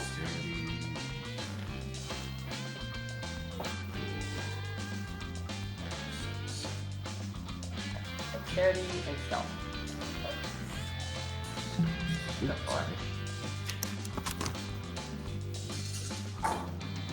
I'll activate Shadow Cloak again as I go down. Just Beautiful. So that's 1 success and a messy critical. Or I'm sorry, a bestial failure. Oh. Oh, fuck. Guys, that's really bad. Yep. Just Isn't it one always? success is not enough to succeed on the roll, meaning that we default to the bestial failure. Yep. Oh no, you're right. What is with all these fucking bestial failures all of a sudden? Yeah, god damn, that's horrible. Okay, I'm going to amend the story here because your audio silence is helping the others. So let's assume that the Kingsters go down last, and then we'll deal with that bestial failure that Enoch has just graced us. All right, well then, if they're going last, all Burroughs is doing is be like, "Someone catch me!" and leap out the window and hope that somebody tries to help I'll break try my to fall. catch him. I'm the only one down there. Seriously, I will go after because I see him just running out of the window and shouting. Let me get a dexterity plus athletics from Burroughs, and then a strength plus athletics from Niles to catch this Godspeed. asteroid that is Burroughs flying through the Karate air. jump and just jump out the window. What did you say? Strength and what? Dexterity and athletics for you, Burroughs. Strength plus athletics for Niles. One success. The imagery of this katana floating in the air as you're grabbing onto the sword and just fucking Just cannonballing. spinning. A mess. 2 successes. A mess. Okay. I hope to 2 God. successes. Eli.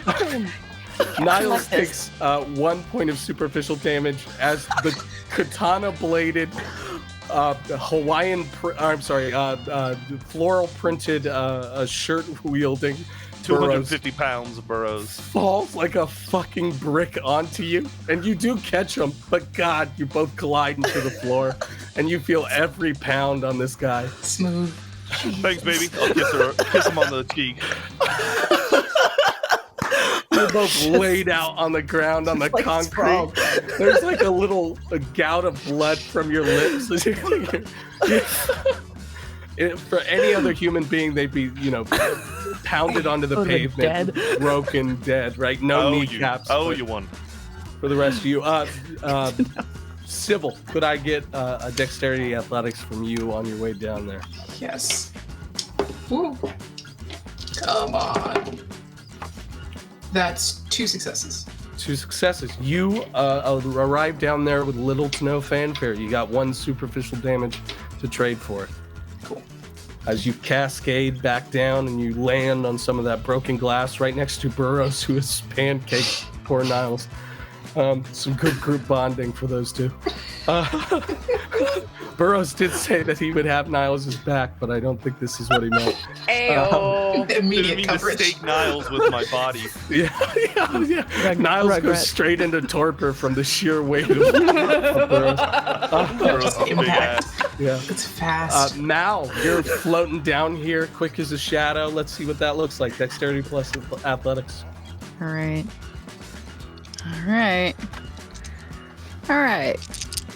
Imagine just like a shadow just quickly drop into the ground. Like, I got a 7, but again, I got a bestial failure. You only need 1 success here, Thank so thank fuck. God that doesn't actually affect us here. You're gonna take 1. We'll say you're gonna take 1 superficial damage for your fall. Not nearly as graceful as Lusombra claimed to be. The shadows betray you, and suddenly this big black silhouette of Mal becomes very human again as the sheer connection of the pavement draws them directly out of the big shadow trick. Oh, I hate it here. Allison, you are the I'm gonna last to laugh. go before your boy makes some bad decisions. I What would have did you just, so you get know, on I would have your... pointed and laughed at Mal like that, just like. Fuck you, Allison. How did your stealth roll go, Allison? What did you get? I had 1 failure and 1 success, but thankfully Okay. it wasn't a bestial failure. That's not very good either. That's also I a know. failure. Okay. Give me a dexterity plus athletics then. How do I keep this goddamn coterie together if you're all fucking failing all the time? Pray harder. Lord help me. 2 successes. 2 Man, successes. we're putting that masquerade violation tracker to work here. Stress Emmer. testing. Rick is gonna die of a heart attack. Yeah, you come down with that Hopefully. corpse of yours, and you think you might have killed the man on impact. I snap. I would like his nap. Like maybe the what is it, Spider-Man 2 neck snapping thing where Yeah. it's just that awful. I'm like, oh You definitely shit. Gwen Stacy's on the way down. I'm gonna like shake him. Yeah, he's dead. Yeah. Glenn Stacy, boo. Yeah. Sorry. Spoilers for the Amazing Spider-Man 2. Congratulations. Enoch, you, on the other hand, Yep. you are greeted as Allison is leaving the room, and her body on her shoulder connects with the window just enough as she's going down that it shocks you out of the silence as you realize that maybe something's going to go wrong with the way that Allison is going down. And you realize that there are sounds now as the corpse connects with the window and then falls through. And you have this moment where immediately you can hear footsteps out in the hallway start to move, and 2 cops appear in the threshold, pulling 9mm on you. Freeze, stay exactly where you are as they point Glocks directly in your direction. You have a body propped onto your corpse that is missing a face, and your beloved wife is carrying the other and just leaped out of the window. What do you do? Fuck, what do I do? And I'm gone. You don't have compelled. Oh, and of course, you have your bestial compulsion, which the Malkavian compulsion. Let's go remember what that is. Oh no. Oh, it's delusion, my baby boy. So you are deluded in this portion here. Malkavian's extrasensory gifts running wild. The vampire experiences what might be truths or portents, but what others call figments of imagination, dredged up by hunger. While still functional, the vampire's mind and perceptions are skewed. So You've Enoch got- becomes Kanye. Yeah, you're starting to see some things that are not there yet. Okay, here's what I do. The cops are standing in the door, and I'm like, what are you doing pointing those guns at me, idiots? Can't you see this suit? I'm clearly Detective Eric Hausel. I am your direct superior. Put your fucking guns down. You are not aware of the gout of blood that is still dripping from this corpse that is doused over the black, so much so that your tie is taken off a 6 sodden material, and the white shirt underneath is doused a crimson red as it continues to drip down your front. Have to transfer this body to the coroner. Get the fuck out of my way, or I'll have you both fired. They look fucking horrified for a second and continue to shout at you to put the body down or they'll fire. And they give you about 2 seconds into this tirade that you're given before there's an open firing of those pistols on you. How far away from them am I? You are probably point blank, my friend. This is the threshold to you at the window, which is maybe 6 feet at the most. Can I throw the body onto them, and then I am getting pretty hungry, so I'm just gonna go fucking feral and I'm gonna engage them. Nice. Okay. Yes, they're going to fire at you first, but yes. That's fine. With a 4, you're going to take 4 superficial damage from the Oh my Glocks God. eating into your body. And then the corpse gets in the way of them basically emptying their clips, because of course in a firefight like this, the law enforcement desperately wants you to go down, and until you do, they have to keep firing. You don't, and it is like an immediate panic on their minds as they empty that mag as fast as they can, and they pull back behind the threshold. And you toss that body in their way, and you go feral. Go ahead and make any sort. What kind of attack are you making on one of them? You're trying to bite them. I'm just gonna try to slam their heads together and knock them both out in one blow. Okay. Go ahead and give me a strength plus brawl. Is there? Oh, this is really dangerous. I can rouse the blood to increase my strength. Is You that right? can. You absolutely can. It does make you hungrier. Which is why I say it's dangerous. Yes, you would do a rouse check. It's called a blood surge. You Okay. add an additional die to one attribute. Okay. We're gonna do that. So I'm gonna make that rouse check. I succeed. I don't get thank hungrier. Okay, that's very And good for you then- here, because I know you're close. 2, What are you at? Are you at 4 hunger? I'm at 4 hunger. Oh my Jesus. God, Aaron! I know. Yeah, That's why I'm I was sorry. panicking. I'm sorry, there's a lot of blood here. I realize you need to make a frenzy check. Which is that is a third of your willpower rounded down, which I think is still 2, even with your loss of humanity. a third of my willpower rounded down. Well, that would just be 1 die. Yeah. Enoch is so- becoming the psycho killer that he's so badly wants to be. Yeah, you have definitely become the psycho killer. I roll, so I fail a that. third of your willpower plus your plus. it's an Enoch's trait. Let me find what the Enoch trait is. It's willpower plus I think like resolve or something like that. Let me see. That would be, well, that would be Willpower plus a third of your humanity. Sorry, that's what it was. Okay, Willpower plus a third of your a third humanity. of my so it's actually 3 dice plus. Yeah, your total willpower, max Yeah. willpower plus a third of your humanity. Okay, so it's Get 3 one more. You have 2. Put a third in there. Jesus. real-time math. They really I know. are married. I totally believe that people thought they were married. So that's 3 successes. Thank Christ. Okay, yeah. Yes. Let's consult the frenzy table and see if that's enough. That is just enough for the smell of blood and the taste of blood. So you are okay here. Did you make that strength plus brawl I for me? haven't yet. There was so Okay. much going on. Okay, so I Strength got plus brawl with an additional die because of your blood frenzy. He's at least sane during this encounter. That's anything. He's at least sane. I have a feeling we are never leaving this hospital. 4, 5, This is Someone's never leaving this hospital. 6, plus an extra die for the frenzy, Yep. and then 1 more extra die for the rouse the blood. I already got. I got Oh, That's okay. not okay. I got 1 crit success, so that's good. Okay, that's bad. That's really bad. That's- 2. Okay, that's fine. So I'm gonna use. Wait. Because that was a crit. Okay. I'm gonna use I'm gonna use a willpower. Okay, remember you cannot willpower Yes. hunger dice. Yes, I have. Get 3. Yeah, I'll actually use 2 willpower if I can. But you Okay. get 3 dice per one willpower. No, it's. Wait. One is willpower it- gets you 3 dice. Okay, so I'm good. But I okay. And then that would be no extra success, no additional successes. So I you get got 3. what? 3 successes? 3 successes. You had 3 successes. 1 was a crit.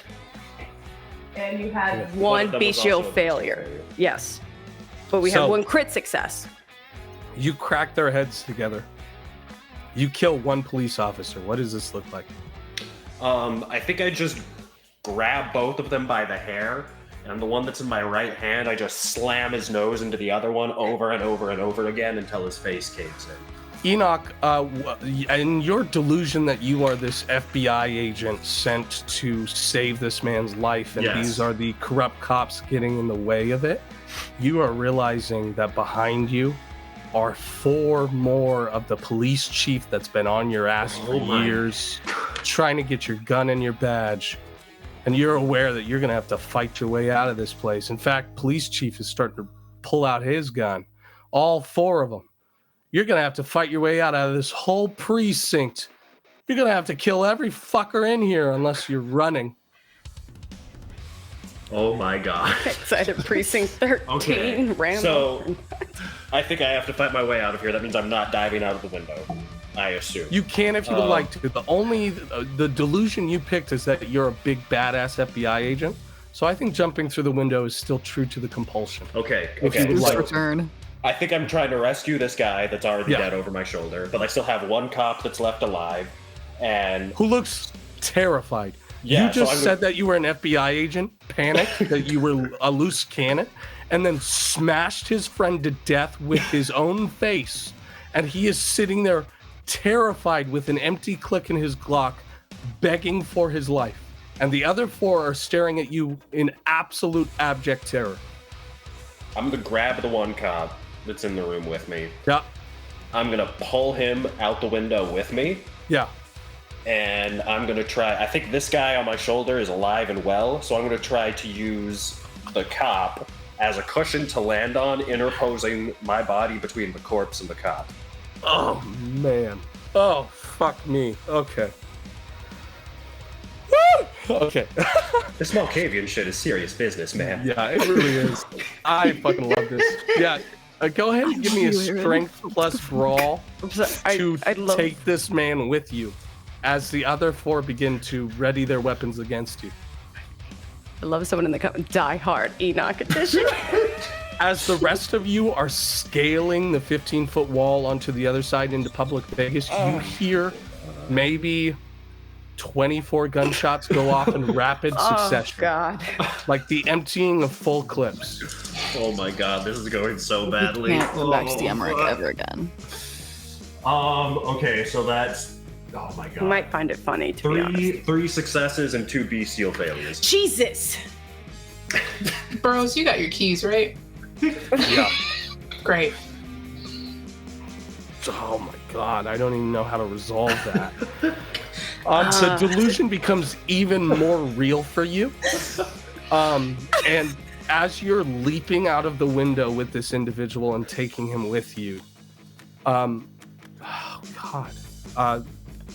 you are trapped in this thought that you are an FBI agent and that you are investigating the conspiracy that this man was attacked by the assailants that came through this hospital. And Oh no, it's Agent Fluke all over again. You're beginning to remember who they are. You're beginning to remember who they are, and even worse, you were with them. They betrayed you to try and kill this man. Those dirty fuckers. Yep. That is the delusion you'll be operating under as you land onto this individual. He desperately tries to fight for his life as you push him towards the window. Here's what's going to happen. We have enough room for maybe 3 cops to fit their guns into the threshold of the door. And we have the individual in your grasp that is fighting for his life with an understanding that a madman, someone who has not taken his medication in years, is going to kill him. There is a ferocity that only comes with human desperation, and it's about to unload on you, Enoch. So, first off, the Glocks. Oh, this is going to become aggravated damage real quick. You have taken 5 superficial damage as the Glocks unload on top of you and injure the police officer you've taken into your hands, including the delusional, very alive to you person on your shoulder, who is begging you in your ear for his life. They got me, Detective Enoch. They got me. You gotta save me, man. As you're falling through, rearing back up with his last dying breath, he takes the butt of his Glock and desperately tries to break your nose in. You're going to take an additional attack as you're falling, cascading 40 feet. You take 2 more superficial damage as he fights for his life, dies midair from the blood loss you've ensued by having his friends murder him, and then you fall to the floor, falling on his body, and you're pretty sure that his family will not be able to identify him. You've stopped him from an open coffin, but you've survived, and you have a man over your shoulder and 3 cops that have rushed into the room looking out the window, and I'm now going to make a coffin roll on whether they see the rest of you climbing the wall. Quick point of order. Yeah. If I take more superficial damage than I have health, that means I start taking aggravated. Aggravated. It turns into aggravated, and then it goes back to superficial. So if you have 10 hit points and you take 11 superficial, you have 1 aggravated, 1 superficial. Okay, so yeah, I take, math, jeez. Yeah, math is math. I agree. I think that means I have, okay, so I went down. 5, 6, 7. Okay, so I have 1 aggravated point of damage. Okay, understood. We have a coffin roll. We're going to decide whether you all are stealthed enough to get over the wall without being identified. Fuck, please. Can I spread my shadows out to at least try to protect? Mel, I would like to point out that this is all you're doing.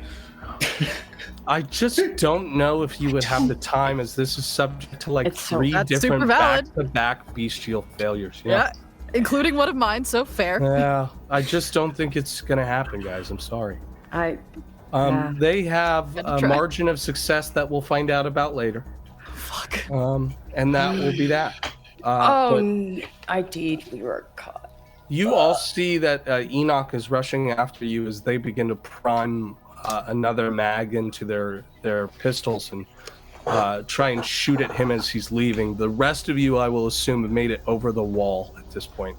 I still have the body over my shoulder, and I'm screaming, "We have to get this man to safety quick! They're gonna kill him!" You are screaming this into the dead corpse of the man you used to ride to the floor as you are staring into his dead body. You pick up the one over your shoulder and you run incredibly fast as you can, and scale the 15-foot wall. Cinematically, you land on the other side, dodging some of the Glock bullets that are shot from the window. As I'm running, I have a pretend pistol in my left hand that I'm firing back, and I'm making noises with my mouth as I run. They look fucking terrified as the man who just stole 3 of their friends' lives and destroyed a attendant at this hospital's life is shooting finger guns over the shoulder at their window. It is a level of panic you can only experience in a job like law enforcement. And if you were any more human, you might feel terrible for the way that you've made them feel.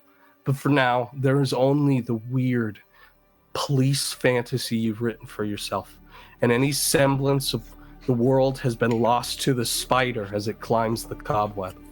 You're lifted up over the 15-foot wall as you hurl the corpse over it in this macabre demonstration of a circus act as your dead partner performer lifts into the air and across the wall and leaves that as the last image those 3 police officers watch as you play putty with this corpse's life and then climb over yourself and meet the others on the other side. Can I get a quick point of clarification? Do we see that the cops see us, or did you roll well enough that we're not seen?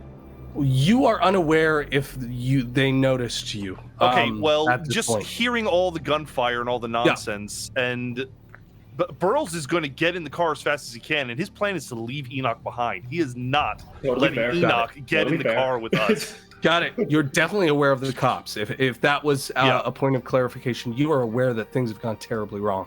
So Enoch, when you reach over the fence, you're actually alone, as you can see the others piling into the car. There's enough time differential that I think they're probably already in Baby Blue and riding off into the night, meaning that the FBI agent is left alone with his compulsion. No, because I know if that's the case, because I'm aware, especially with Enoch, and he gets delusions like that, it's going to be worse. I'm going to probably just dump the body, be like, just put in the morgue thing, and I'm going to haul. Is there any other cars in this parking lot? There's plenty. Would you like to add Grand Theft Auto onto everything? I mean, Jesus, at this point. Would you put it that way? I can upgrade you to Masquerade Violation Plus if you'd like to. No, I got it. Well, I'm gonna. Maybe you guys just want to turn 20 people into vampires tonight. And no. I'm gonna drop the body. If they take off, they take off. But I'm gonna run back to. Go to a gift shop, buy a shirt that says "I'm a vampire."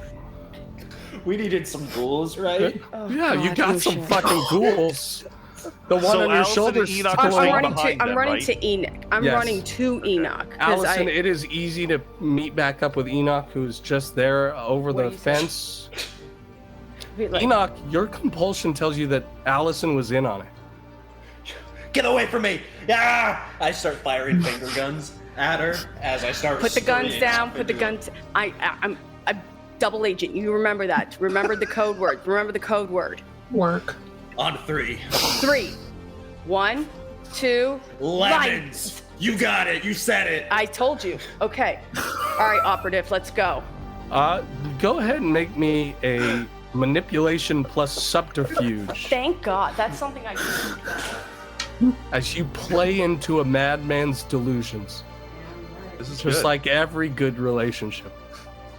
Listen to your mother, Enoch. Says Trash Bandicoot. Listen to mommy. Come back to mommy. 3 successes and 1 is a crit success. Okay. Yeah. Enoch, it starts to make sense. This is your partner. Always been your partner. She was on the inside. She's a grizzled cop with a hell of a mustache, but God, she gets the job done. Man, let me tell you, I thought that We was can't torch time. We there. gotta go. We gotta go now before they follow us. Yeah, let's get out of Let's here. do this. You carry your hostage, your Is there any saved sewers victim. nearby? Is there any sewer manholes or anything? God, if that isn't a question.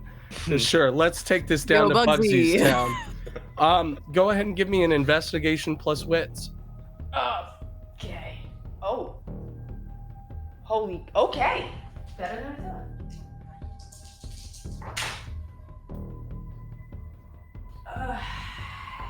All fives, all fails. God bless America. Yeah, right. No manholes in sight. Not Okay, for we're these gonna two run. detectives. We're gonna run along like the wall, just so, because where that window is, something where I know they can't see us, and I'm gonna. Yeah. My goal is to run Uh-huh. and just kind of run down the street to see if I can see any manhole covers or anything that we can hide into. Okay. Enoch, you get the idea that you should just go back to the precinct. Tell the chief what you really think. Let him know that some corrupt cops are getting away with all Let this. me ask you this: does Enoch know where the closest Yes, he police does. station is? He That's where I'm absolutely headed. does know That's where the I'm sheriff. running. Yep. Good, perfect. We gotta go We gotta go underground so we can get there safely. We gotta go back to. So let's get underground. Let's go. I think I've finally seen a familiar face, Okay. so I'm inclined to. I'm bringing out my guns too.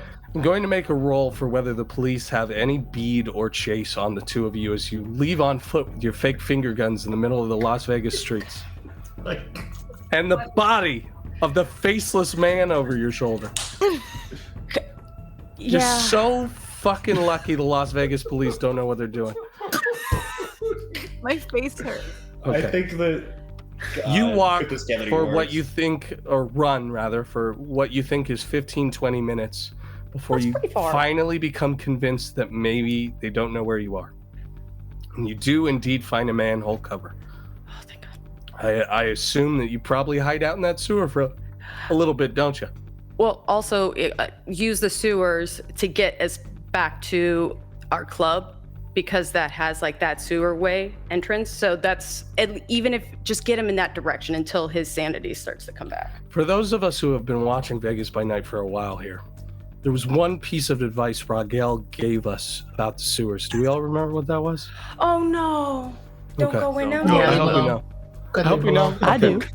So go ahead and give me a wits plus investigation to find your way back to Naked City by sense and walk alone with no known mapping system of Las Vegas municipal sewer systems. Half direction. delusional. Yeah, half delusional with a man who keeps insisting he's the fucking detective and shouting throughout the sewers. 2 successes. Oh, I'm sure that'll do it. Okay, back to Baby Blue. You're in the car. You're making it out. You're on the way. You're speeding to get away from these police. Where am What's- I going? Somebody tell me. Fucking anywhere. Let's go to the club. The club. No, The don't club is bring the him best to the place to club. go? Sorry. We should get out of town. Are you serious? I I can leave. Too I many want to things. go. I want to get out of here. Yeah. Let's go to what's the fucking. It's in the desert. It's not far. Mead. Should we just go to the lake? It's Sure. not far from Vegas, but it's somewhere that's quiet. Yeah, but if Is we there somewhere die, that? Yeah. How are we gonna have? the sun? Simple, you have your father's place that's not far from Mead and the dam. You could probably stay in Boulder. There's also plenty of motels out there in Henderson that is right by the dam and Lake Mead, if that's what you're planning. Yeah, You could also just stay on the lake. All of you are vampires, and as such, you don't have to breathe. You could just go underwater. Won't the sunlight? Yeah. if we go deep enough, it won't. It'll Really? even it out. Like You How could deep is that damn H2O. lake? You could sink to the bottom of that lake and not be touched. If We've you're- been in a 4-year Oh, drought. I'm There's no in. way there's enough water to cut off all the sunlight. Mm. It's taking a hell of a risk. Shut up, We should- handler. Shut up, storyteller. Does Burroughs just say that? Okay. I People think we're Deadpool all moment. losing it I love a little it. bit. Let's just to say, storytellers are not gods. Don't think of me that way. I'm not, but I love that. Damn it, God! It's like that. Shut Hand up, in guy. Monty Python. We're doing that from now I'm on. driving to Mead, but I'm not saying in no goddamn lake. No, we'll find there's a motel, and I'll punch in an address for one. Always go see Dad. We'll be by, Dad. Sure. Okay, you drive off to Mead as the Kingsters go in the opposite direction to Naked City. I think this is a good opportunity at 1:15 in the afternoon to take a little break from all of the tension that we've just created there. Fuck. Let's just take a breather. Please. All right, we'll be right back. We'll be back. Oh, Lord.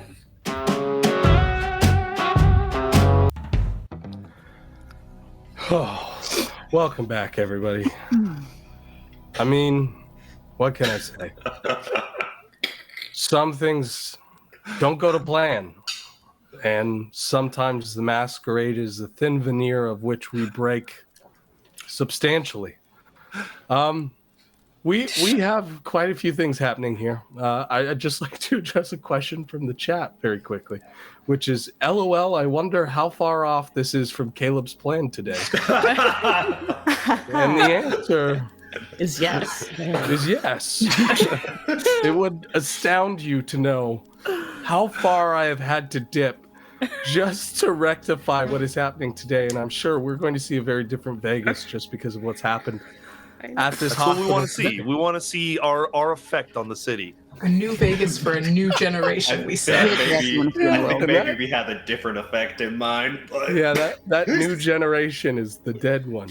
We're going to have a team powwow meeting. Everybody just sit down and lay down the rules. The bottom of the lake. So, Enoch and Allison, Yes.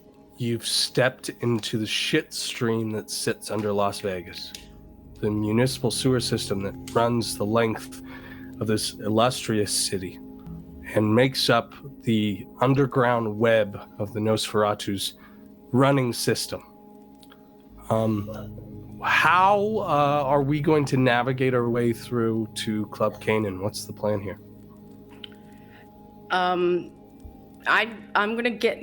My objective is to get him to Club Canaan so he can feed on what we have on the bodies that I'm assuming they went, because I'm assuming there's a full body over there. I didn't know they left. There is So- one corpse on Enoch's shoulder, and there are no coterie to be seen. Okay. I'm gonna. How are you navigating the tunnels? I am going by pure. Phone. I'm assuming my phone with the GPS can at least. I could do the walking Google Maps. Does it penetrate the ground? Yes, it can, because don't workers, they work down there, so it has to. Workers do work down there. You're right about So that. they got phones. Okay. Let's just go ahead and make a luck roll. Yeah, If you that's roll fair. one die, 6 and above, your phone works. 5 below. I got a 9, sucker. Your phone works, and Google Maps tells you that you're inside of a building right now, but of course it cannot run underneath the webwork of the city. Correct. So you have a very basic understanding of where you are. As long as I get the direction, that's how I'm kind of seeing it. It's like, Yeah. I understand. So I'm just going in the direction as best as I can towards the club. Now, I need you both to make dexterity plus stealth rolls. And Enoch, you are at a -2 to your pool. Oh, that's great. So I just have 2 die. And if my hunger outweighs the You just pool, roll hunger Okay. equal to what you would roll. So if it's 2, it would just be 2 hunger dice. 1 critical success. Well, that Okay. would be 1 messy critical, I suppose. Okay. 1 bestial failure. Great. Fantastic. This is The remarkable. cycle continues. Okay. So you have no successes and 1 bestial failure. Mm-hmm. You understand that this triggers Allison's compulsion. Yeah. I just want to confirm what a bestial failure is and that we are confirming Doing it it correctly. That's So- 2 bad failures, right? 2 critical failures. No, it's a failure on your hunger die. So Okay, but doesn't it have to be 2 or something? It's got to be. I or it's will read it all off. of them. That's I'll crit re- successes. reel it off for you here. A bestial failure is a failed roll where at least 1 die in the hunger pool shows a 1. Okay. The character fails due to the beast successively manifesting. So it's a failed roll because we rolled no successes, and we rolled one of those fanged bestial failures. Yeah, we did. So, All right. I think we are doing that correct. We're just bad at rolling, Serge. We're just real bad at rolling. Today's today. a bad day. And we're very hungry. So that body's about to get wrecked. That body's about to get like deformed. We may need to cut to black. You are being compelled to join his delusion. You now honestly believe you're an FBI agent on pursuit of helping the victim on his shoulder. Okay. Good. And you both have dramatically failed your stealth rolls. Moving through on this GPS, you've been talking to each other.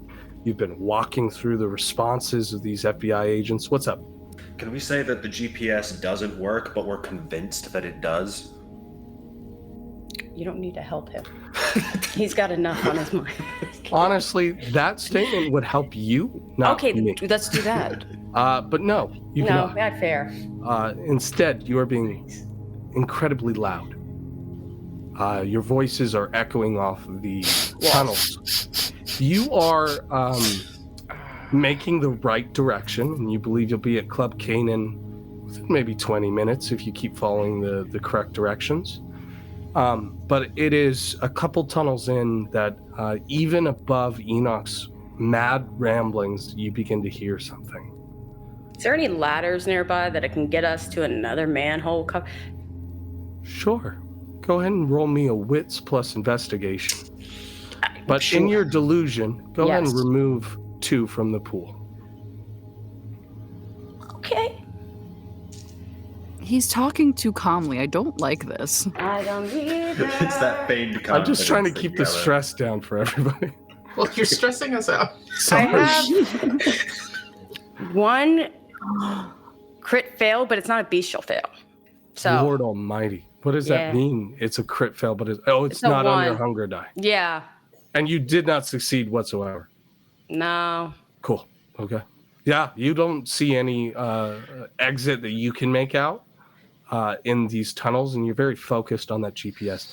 But you begin to hear what sounds like wet flesh slapping against concrete. And the direction is it coming from? scraping of skin against walls. It's Fat And then Joe. the talons of something, like fingernails, like keratin being scratched along surface. But so much so that you must think in your crazed delusions that it might be a millipede from the sheer sound of it, the quantity of keratin against concrete. And you become uniquely aware that in the tunnel next to you, this big, massive shadow begins to move past into the intersection that runs opposite to you. And it looks like maybe as tall as the sewer tunnel is, so maybe 20 feet in the air, and a mound, circular blob of what you can catch in the dim light of your phone might be human flesh. And then you catch the glint of 2 eyes and the forming of a face that sits on that mound of flesh, as if someone had been implanted into it. And that cold, horrified look of a man caught in a scream has been pressed in so tight against the skin that the eyes sit poorly in the sockets. No recognition. Whoever he is, he must be gone now. Not a part of this creature's sensory. It doesn't move towards you yet, but that 20-foot mound of flesh begins to make its way behind you on the adjacent intersection. I'm gonna do this hand gesture like military, like calm down. Of course. Fingers are up. I'm not gonna sit. It's not gonna sit like we're just kind of like I'm doing the military signals of like don't talk, like we're just keeping our eyes and fingers pointed, and we're letting them, because we're in a delusion. We're just like don't sit. Oh, I'm aware you're in a delusion. Go ahead like, and roll just- me yeah. a dexterity plus stealth Again. with a -1 to your pools. Okay. The 2 of us both? Yeah. Probably. They say in Vegas when you are rolling poorly to step away from the table, but Yeah. unfortunately, I don't think we have that option here. Maybe We're just not allowed get your to. dice. Daryl says, "Is this a Zamisi art project?" Okay. I have Human 2 beanbag successes. chair. You have how many successes? I'm sorry. 2 I successes. have 2 successes. And 2 successes. That's something. I will say that is just barely enough, as the absence of a breath allows whatever this creature in its muted sense of awareness begins to move past you, you believe. Maybe it might swing around. Maybe it's even moving to join you in the next intersection, but for now, you don't get to join those faces. No good, dirty, rotten mobsters. All right. We can't let the mobsters find us. So what we're gonna do, we're gonna go ahead, crawl very quietly till we find a cover, and then we're gonna crawl on the ground till we get to our police station. Sounds like a plan, partner. Damn right. So the two of you become prone in the river of shit that runs through the gray water beneath Las Vegas as you commando crawl past this mound of flesh that sits in Las Vegas with the body over your back. Thank you for reminding me of the man you are convinced is alive and screaming, but in truth is a voice that has not been heard since he lost his face an hour ago. Go ahead and make me a survival plus wits to get yourself to Club Canaan without drawing the ire of whatever that is again. Either one of you can make the roll. And you will only receive... I have 3 wits and 1 survival. You'll need a Okay, so negative 1 to that pool due to the delusion.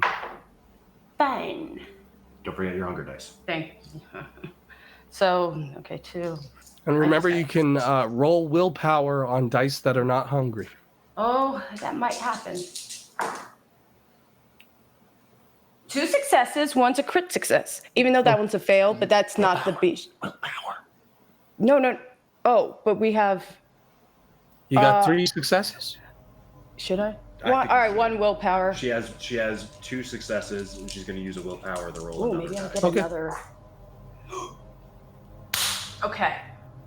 I got another crit success, so now that means I have 4 successes. You got a and million another successes. success. So I got 4, 5, 6. Beautiful. You managed to make it to Club Canaan 20 minutes from the moment that you saw that creature. Oh my And god. you open up into a manhole cover that takes you out into Naked City and back to the club, back to your doghouse and rooms without the dead. You seem to have made your way out with your victim, with your delusion. And in this delusion, Club Canaan has taken on the aspect of a perfect police precinct. Glowing donut sign outside in neon, millions of invisible, non-real cops that are sitting out, all eating donuts themselves on the hoods of their cruisers. They all are drinking dark black coffee, of which they give you a cup every time you see a new one. So by the time you get into Club Canaan, you have maybe 6 different cups of coffee. There are German shepherds everywhere. Half of these people are police chiefs, even though there can only be one. All of the women are named Maud, all of the men are named Bob, and all of the non-binary folks are named Badge. How are you doing, Maud? We're doing Badge. good. Badge is Just my name keeping now. the peace. That's what we do. It's what we live for. We gotta get this man in to see the medic. We gotta do some operating on this man to keep him alive. Well, you know Badge has got it covered down in the morgue. Go That's see what him. we're there. Let's go. Babs, Go.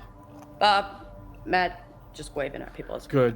Good. It maybe takes an hour of you all operating on this dead man with the invisible cops that take up your precinct before one of you snaps out of it, shakes, looks at the other, and realizes you're just kind of picking at a man's open face in your empty club.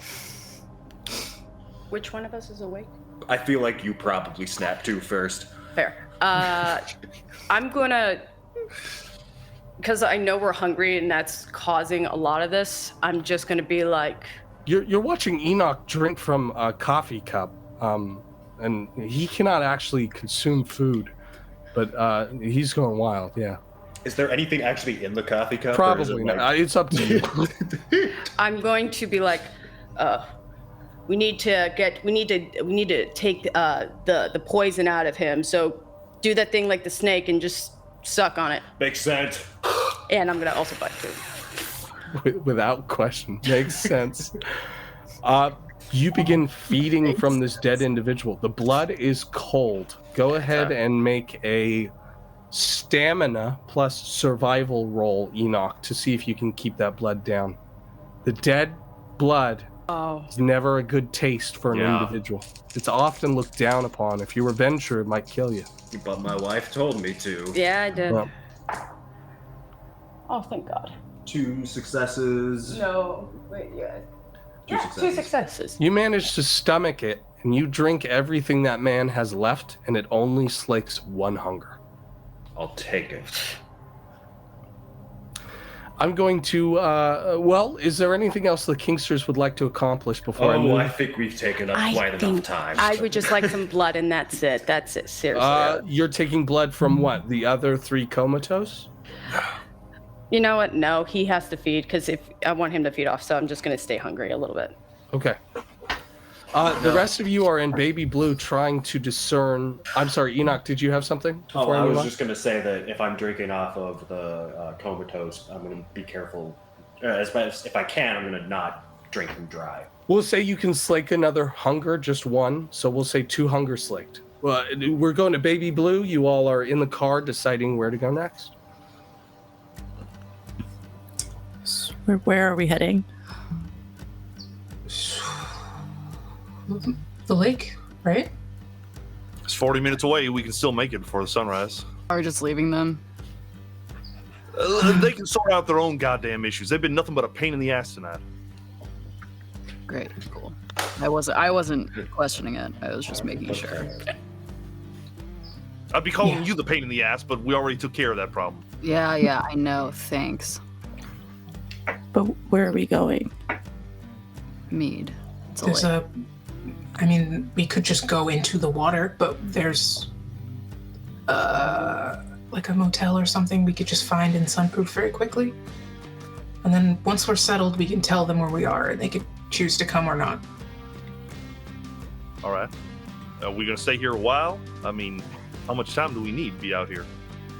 Probably just a few days. Probably fine. Honestly, it's just so we don't immediately go back to the club. And I need some time to think. We all need some time to think. All right. I'll head in that direction. Okay. It is a 40-minute drive out to Lake Mead. It's a quiet night, quieter than what happened at the hospital. And for a majority of that drive, it takes you out of Vegas through Boulder, which Sybil you know well and can recognize some of the places where you grew up, and through into Henderson, which reaches out the farthest point that you can call Las Vegas, right before the dam itself. And you're starting to find yourself 40 minutes away from home, from Naked City or Dominion, from whatever just happened at the hospital, and of the consequences that are no doubt coming your way. In Henderson, there are a lot of tourist trap areas and high-priced motels for people who are coming here to visit the dam. There are also plenty of Airbnbs and apps such as that. You can also just find some abandoned buildings to house out in if that's the plan. Kind of just want to find something forgettable. Tourist trap place. Unless anyone has any. Just give me a bed. I just want to sleep in a goddamn bed tonight. Great. The most forgettable motel. Okay. Yeah, you pull into like a Motel 6 where you're paying like $40 to stay for the night, which is nothing. The rooms have roaches, and you're halfway sure that the beds have bed mites. But when you're dead, those things don't seem to bother you nearly as much as when you were alive. And for the most part, these insects don't have anything to eat off of you besides the flesh left on your bones. How are we going about sunproofing this room to survive the night? I'm gonna find a closet. Okay. Safe. Yeah, there's actually a storage closet that can definitely fit one of you. Niles takes up that post. It's intimate and small. There is a safe in the room, Sybil, but it is tiny. Unless you were saying closet is safe. Yeah, I was saying the closet is safe. Yeah, I love the idea of sleeping in the safe. Sybil's short, but she's not that short. Yeah, not that short. It's a motel 6. There's A little elf in a safe. No, Burroughs wants to sleep on the bed, so he's definitely going to do his best to put shit on the window to cover it. Got Probably it. You slip one of the double mattresses up against the wall, and you use the curtains to prime that up. Good. That accounts for 2 of you. if there's a time where I can basically sunproof the windows as well with Mal, I'm just going to ask them, have you ever had your blood taken like that before? The way that Emmerich will, I guess? No. You do, though. You have experience. I do. A lot. This is the best possible way. I know it doesn't make it any better, and thank you for trying.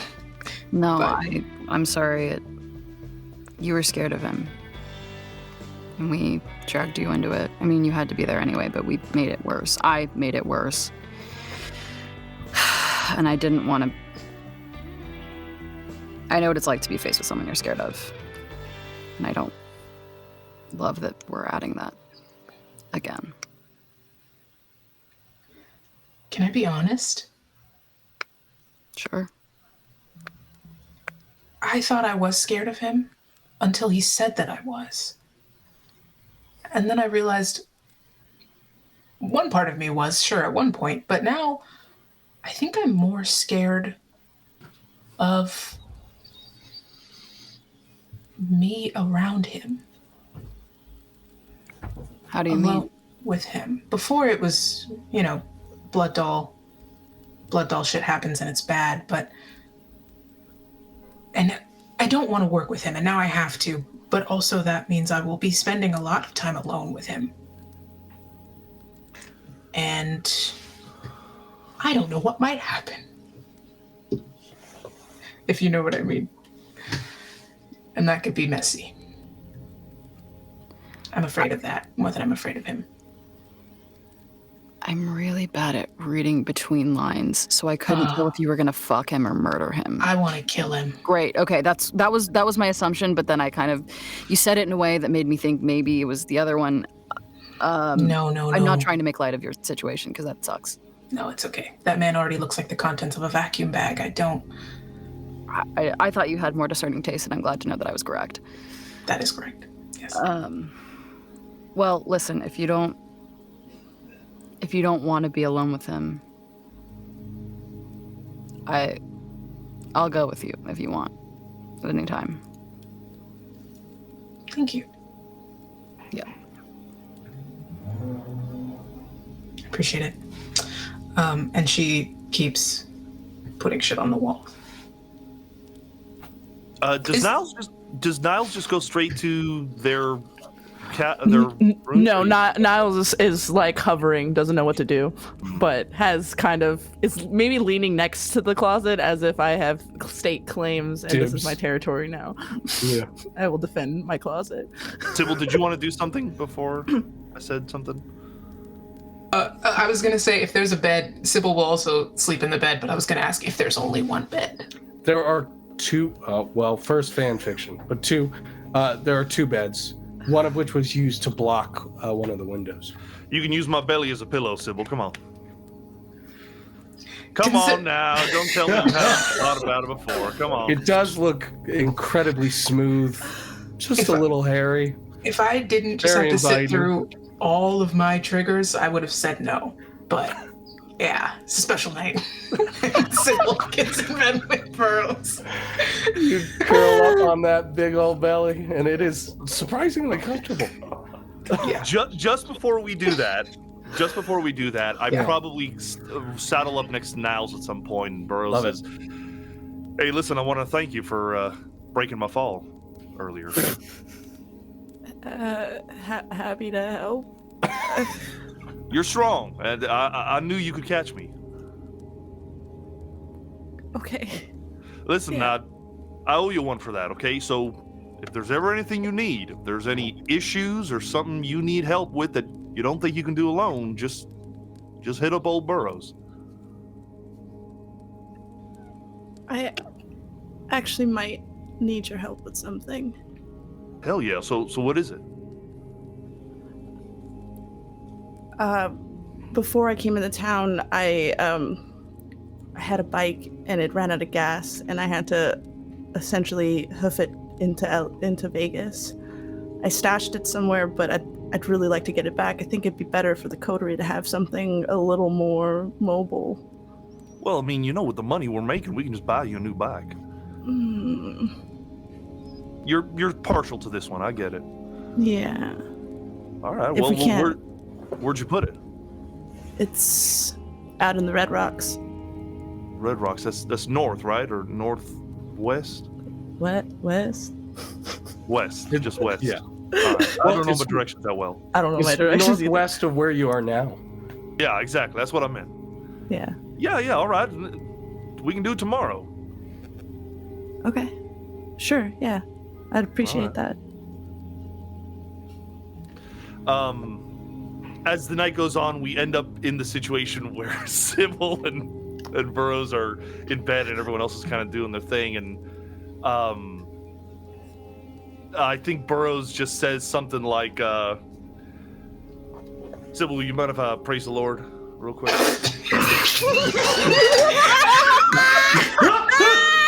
God, no. With her head on my stomach. Fuck. That is scarier than anything Emmerich said. So much.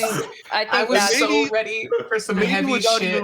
Maybe without even waiting for an answer, I just kind of break out into song anyway, and I just sing, Lord, help me to walk another mile, just one more mile. And I'm petting her head as I continue to sing. I'm tired of walking all Sib's shoulders alone. are, she's not saying anything, she's not moving, but her shoulders are quaking. She's trying not to laugh and is failing. I never thought I needed help before. I thought that I could get by myself. Now I know I just can't fake it anymore. So with a humble heart on bended knee, I'm begging you, please help me. With a humble heart on bended knee, I'm begging you, please help me. I just slowly start to go back to sleep. It is the last thing you hear on bended knee as you succumb to the death that is sleep for the kindred of this motel. Far from Naked City, just short of Lake Mead and the Hoover Dam, the four of you find solace in this room, while the Kingsters find solace back in Club Canaan, back where the world makes a little more sense, but is in a lot more danger. As you sleep, you all can make a rouse check to decide if you'll be hungry the next waking day. And I need you to elect one of you to make a survival plus intelligence to see if you survive the night. That's not Burrows. I do succeed my hunger. Good. I feel my hunger. I failed my hunger too. I failed my hunger. I mean, I have a decent survival. I would also accept wits if you don't want to use intelligence. I have a decent pool in wits and survival. Do it. All right. Yeah, and I Do it. failed my hunger too. Got it. I passed. Hungry boys.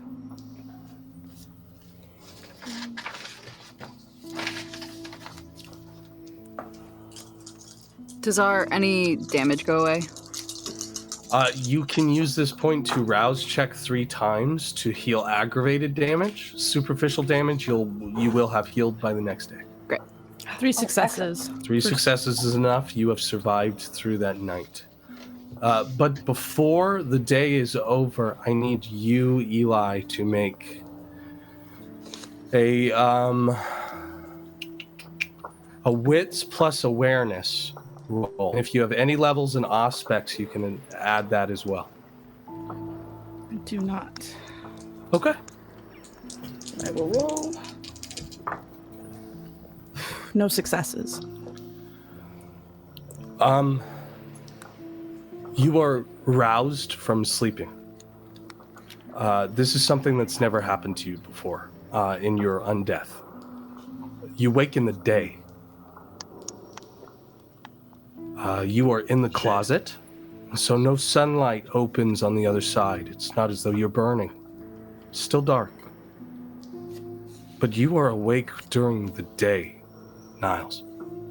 Your body feels sluggish, weighed down, beleaguered by every sense that you have, and you are in a state of panic that reminds you of the fear of fire as it runs through your entire body, as you are aware that the sun is beating down on this building. You have this preternatural sense that it is out there waiting for the second to kill you, that the cure to the curse could take you at any moment. You are awake, and it's maybe 2 o'clock in the afternoon. Who knows? You haven't seen it since you were alive. But there's something else, Niles. Outside the closet, you can hear footsteps. And then liquid. Like water dripping onto a surface. No. Or blood. Viscera, something. Vomit? Who knows? It's pooling right outside the door. And you can hear it dripping. And just in those last few seconds, as you're grasping for life, as you're trying desperately to stay awake to find out what's happening, you can hear the footsteps begin to move away. Uh-oh. And then a door opens and shuts. Yes. And your body surrenders back to death. In that death, you hear that voice. One that is not your own, not your beast's, not the name on that shotgun, but instead the newest visitor to what houses Niles. And he speaks cloyingly. It has begun, and I cannot stop what is to come. The night comes back to all of you. What's begun? And you are brought into another night as kindred. Let's start with the Lake Mead group. As we awake in this motel, all of you are alive. The sun holdings seem to have stopped any sort of light from getting in against you, which is lucky. It seems as though nothing is amiss. It's as you left it before. And you all are awake again at about 8 p.m. in Lake Mead, or in Henderson. Everyone okay? Niles is gonna run out the fucking closet, like fangs bare, just fucking looking around and trying to get a sense of my surroundings. Did you not feed enough? What the hell? Yeah. What do we need? What is going on? What's going on? Is there anything liquid or squishy or like? Whatever it is, do I sense that somebody was in here while we were? Go ahead and give me a wits plus awareness, or actually an intelligence plus investigation, to see if you can find any remnants of someone who might have been here.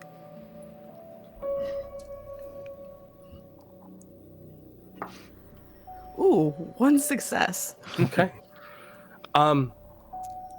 You can't seem to find any evidence of whatever dream you think you had. And it's now you're doubting the reality of it as you're standing where you think that liquid might have fallen. You're almost standing in the places that it was in. Talk to us, Niles. Seem to notice anything, Niles. That voice is still resonating, what he said. You good? I thought I don't know. I'm fine. I thought I heard something that wasn't us. Got bad luck with closets. Like you heard So a what rat? now? Or... I thought I heard somebody. I thought I heard the door open and close. Well, that'd be impossible. We'd all be dead if that happened. Yeah, you're right. Maybe chalk it up It's to just a my bad dream. imagination. Ignore Yeah. me. Okay. Yeah. You all are aware that we don't dream. Yeah. What we are can't form dreams because we don't sleep. We die every night, become something brand new. I'm gonna go kick open the bathroom. Okay. It is absolutely a bathroom. There's a toilet, a sink, and a tub. Are there any like leaky faucets or like the toilet overflowed? It's a or... Motel 6, so the sink definitely looks leaky, and you imagine the plumbing's pretty bad in here, but it doesn't look like anything's pooled up. What do we know about Lake Mead? Any weird rumors or something? Go ahead and make a wits plus occult if anyone would like to rack their brains as to something they heard. Don't have nothing in occult. I have one in occult. Try a wits. Go for it. I did get 2 successes. I got one No success. successes from me. 3 successes. I have a cult. Sybil's Let's the only do that one. there. Sybil, you remember the rumors coming down from Teresa. Teresa used to talk about this place like it was cursed. You never want to come too close to Henderson. It's also Anarch territory. The Anarchs have controlled the dam since the assassination of Arthur Cost. So it's a new territory for them, but they've been housing. And you know that there is a Baron of Henderson and of Boulder. You know that they talk about her terribly. She's a Nosferatu they call Shelley. But the rumor is that she guards something out here. She plays watchdog for the Anarchs out here at the rim of the world. What's the name of that Anarch? Or that Baron? Shelley. Shelley. Baron of, Boulder or Henderson? Henderson. Both. Okay, both. They call her the Baron of the Dam. Nice. Queen of the Dam. That's what I was thinking, Aaliyah. Yeah. Okay. Well, other than that, I imagine we just stay clear of them. We don't have to, present ourselves or kiss any rings with Anarchs. That's, the whole point, right? You can just be here. I should have been. I suppose so, but it does kind of sound like the way Niles explained it, somebody was spying on us. Well, how'd they get in? And how the fuck would they spy on us if they're kindred? It was like midday, right? Well, Kindred have help. Oh shit, you're right. But that still doesn't explain why we aren't dead. If they opened the door at sunlight, we would have been toast. Not necessarily. You're not here, Enoch. I know. And maybe it was just my imagination. I mean, Why'd we are you wake watchmen, up and it is in our anyway? jurisdiction. As long as they don't molest us anymore, it should be fine. okay. I mean, I don't know. Why'd you wake up anyway? We're supposed to die. Sybil, go ahead and give Your me guess is as good as mine. an occult plus intelligence. Niles is full of interesting quirks. And go ahead and add your circulatory system die, your lore book. Grabs a handful of dice. Yeah, I forgot that you're just all the way up there. We got to start using this stuff. 4 successes. Okay.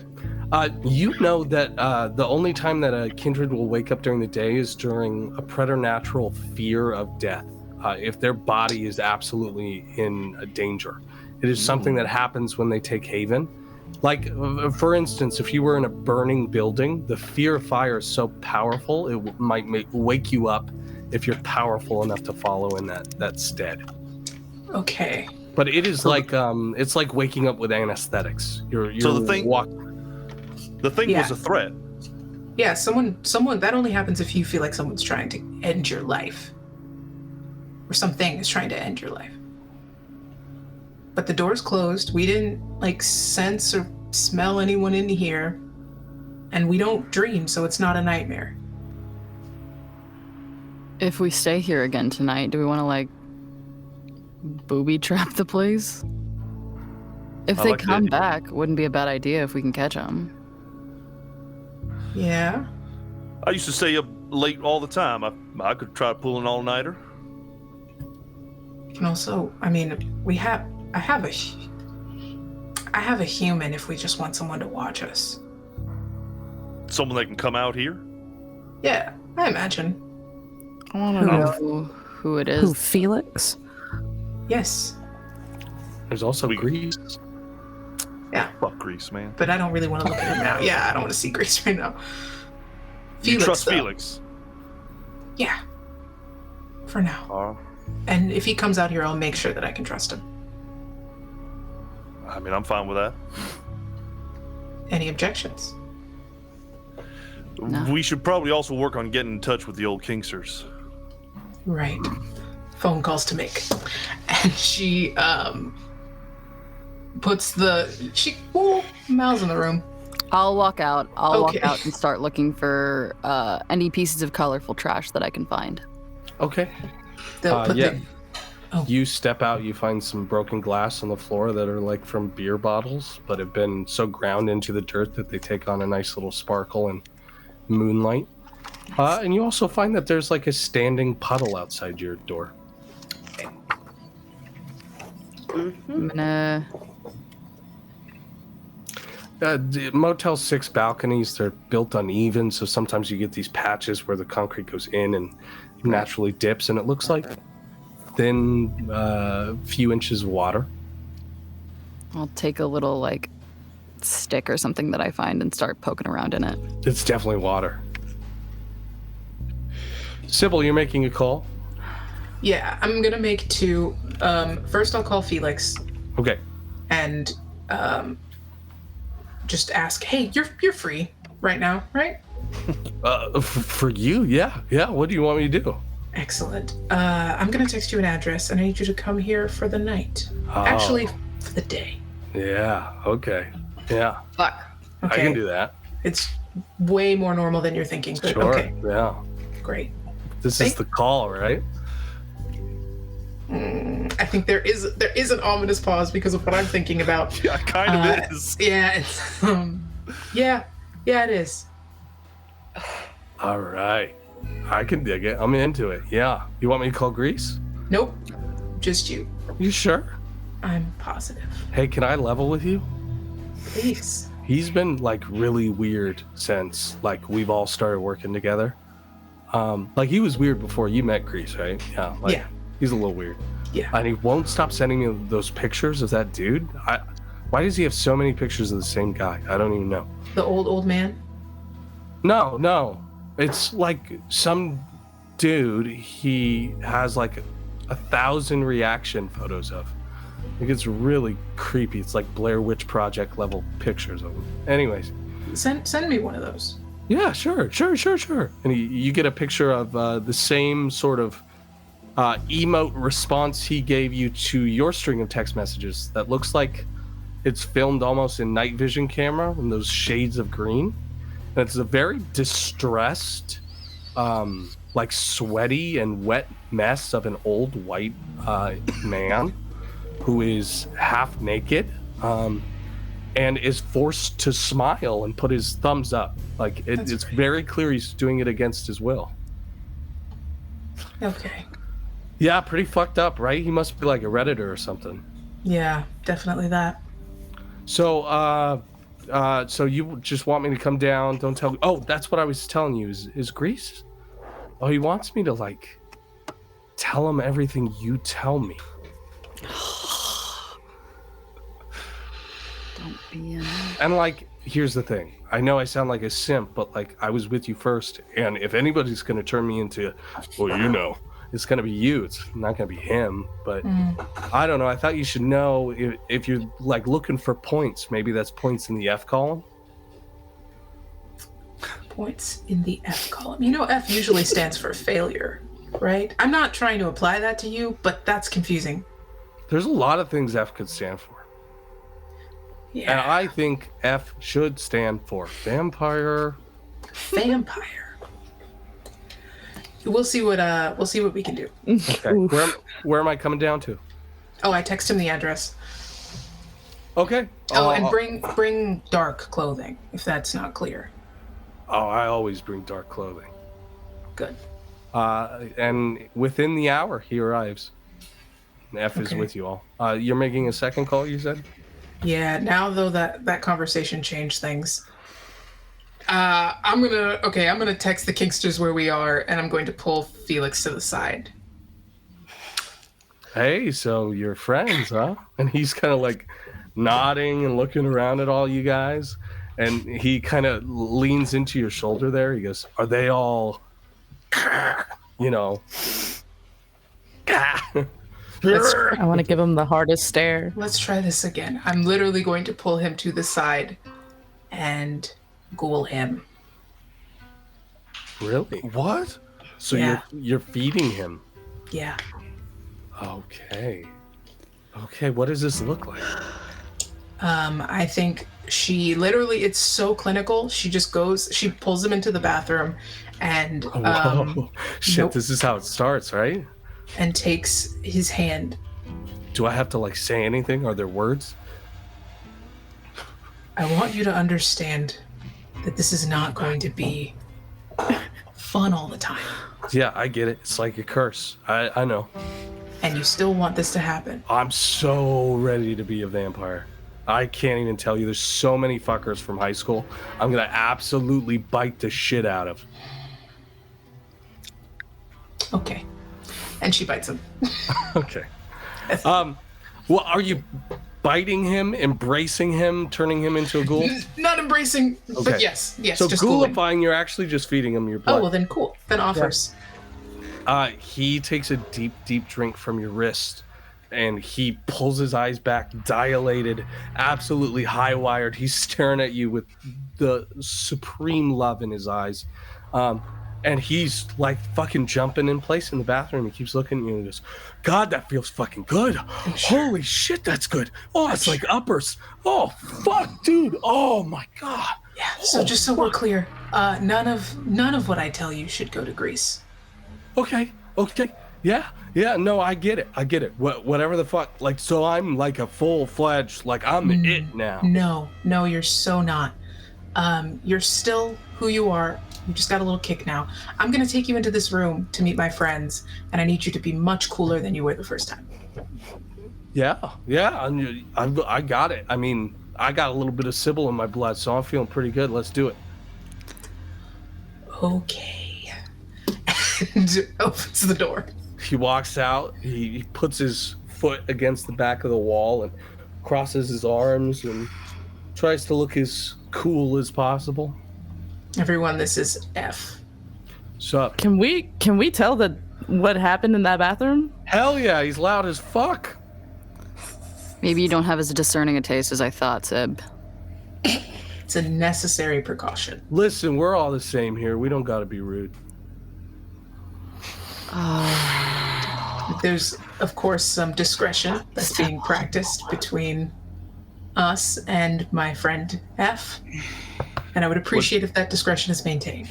Yeah. What, you live in Las Vegas long, F? Yeah, I'm native. Oh, yeah? What part of town you live in? Up in Summerlin. In Summerlin, that's cool. You live there your whole life? Oh, fuck yeah. Hey. Yeah, I like your look, man. Yeah, thanks, man.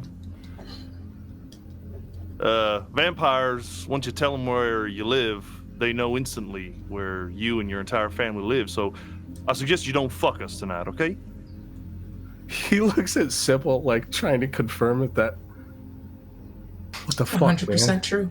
That's 100% true. What the fuck, man? I thought I was like one of you guys. What the fuck, man? You're one of us as long as you stay cool. Dude, my sister's like 14, dude. You can't kill a 14-year-old. You guys want to kill like a kid? And he looks across like all of you and goes, oh, fuck. Yeah. I heard Sybil warn you in there, so. Yeah, I'll do right by all you. Yeah. I mean, if you're cool with Sybil, I'm cool with you. Good. Oh, I lean over to Niles and I go, I really want to shadow cloak this dumbass. I want to do it. Hold on.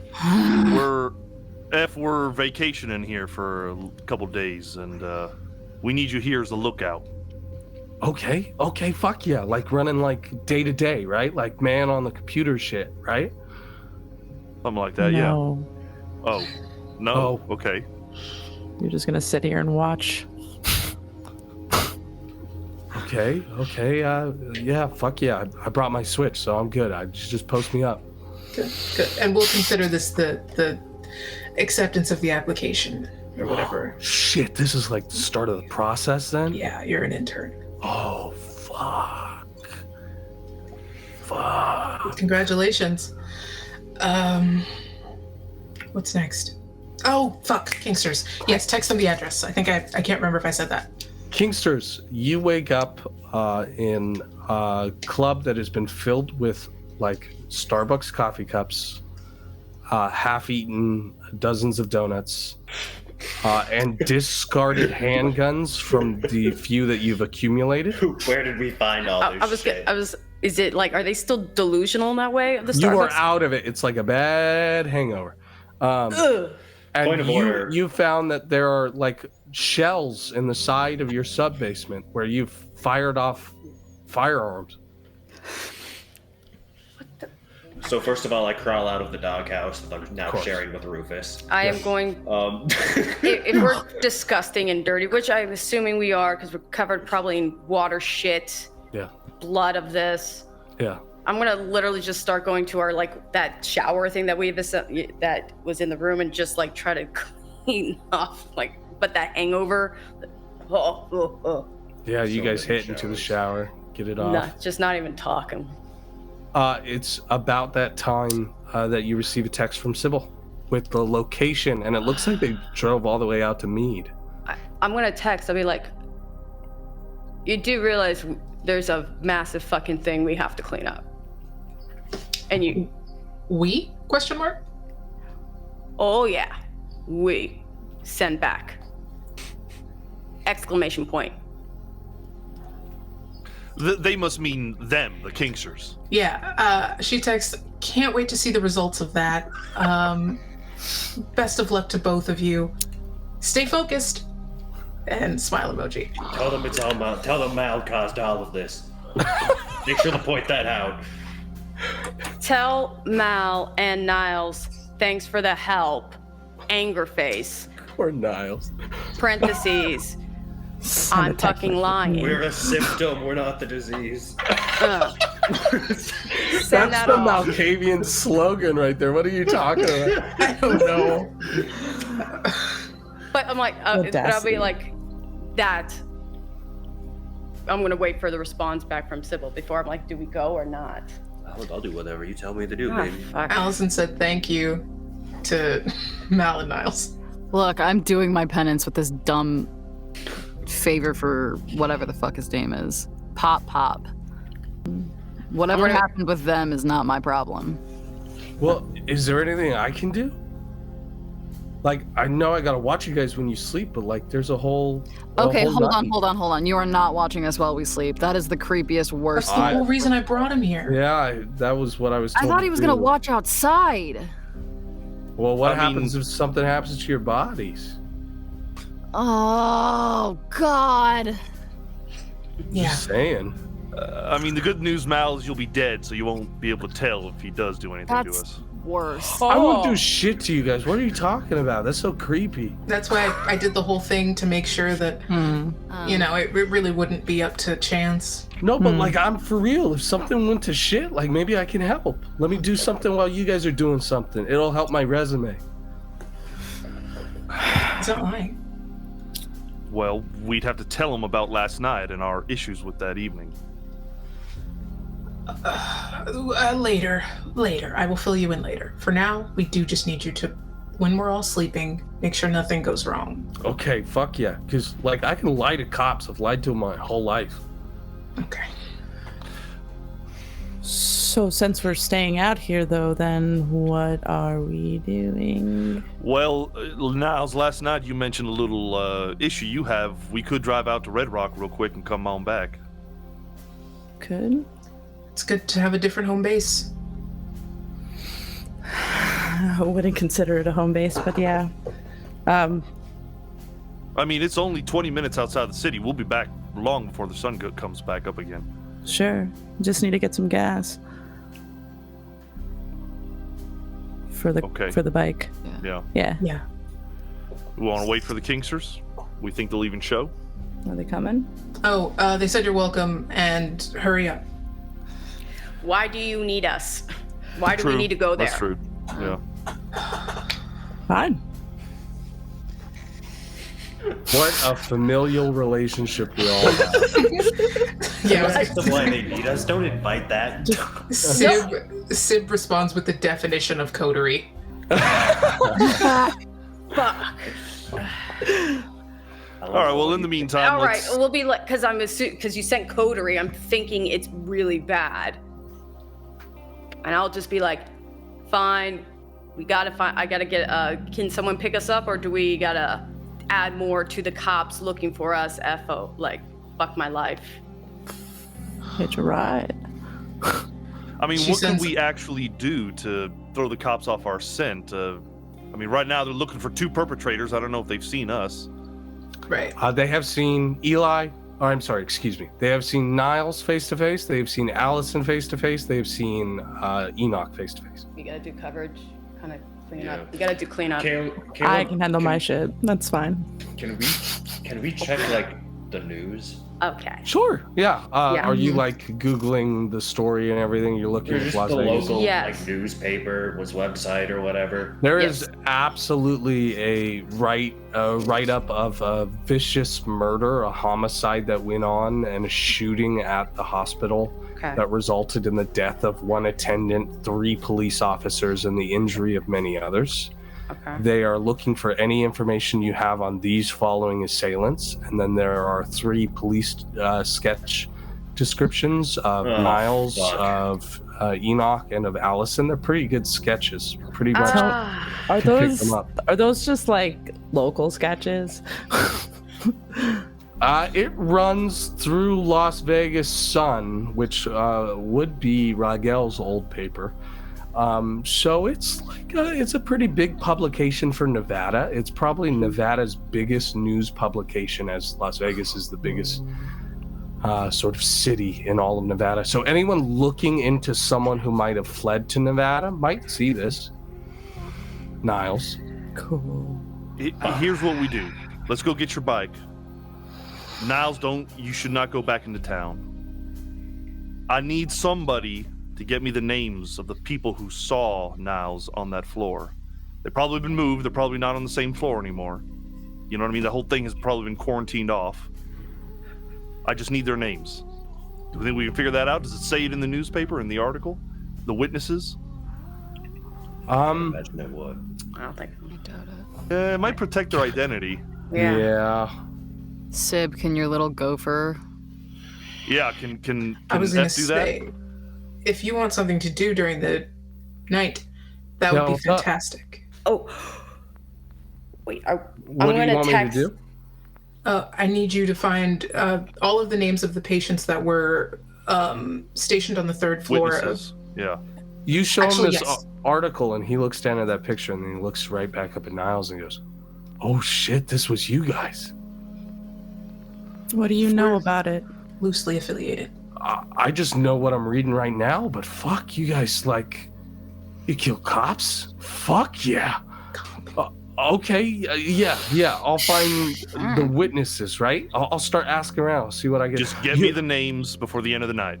I'll fucking say that I was there, man, that I saw shit. You don't have to say shit, oh, goddammit. just Just the name. give me the names. Okay, fuck, yeah, I got you. I'm gonna post up then. I'll be back, I guess when you guys go to sleep. Yeah. Okay. Caleb, Yeah. Allison will have texted Sybil again. Mm-hmm. I'll be like, I'm gonna have to reach out to one of in my circle to see if I can cover this up. and I'm gonna reach out to my DA and judge, see if there's something we can do. Yeah, go ahead and make an influence plus manipulation roll. Nice. Oh, thank Using God. those skills.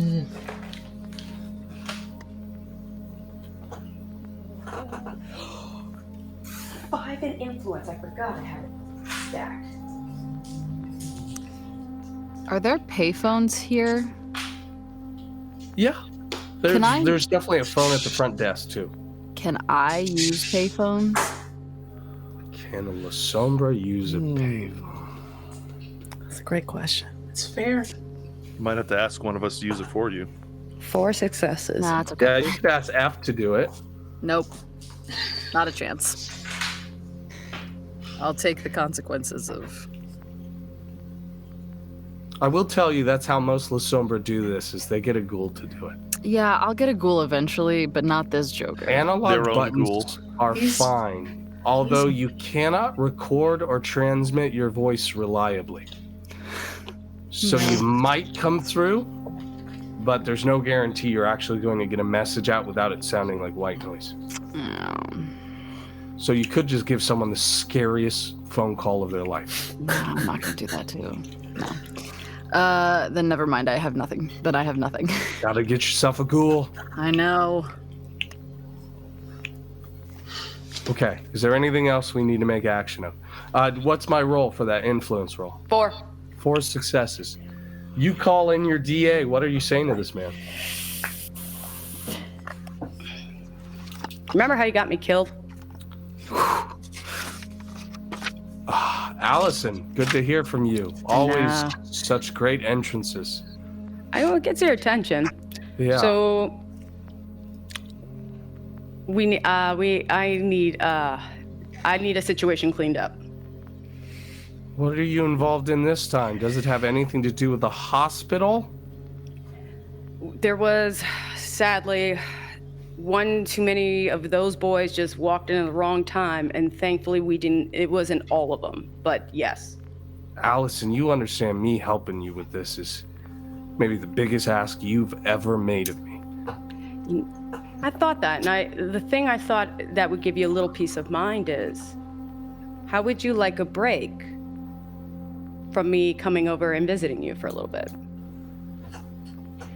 Look, you know I want to see you. Don't hold that over my head. I mean, This could be my job, Allison. I know. Whatever you did, people died. 3 officers of the law, actually good ones, too. Were they, though? They were lives. Those are 3 And men that didn't go Wait a home that minute. night. Wasn't I alive? I was a life. I was a life that, because of you, ended up unalive.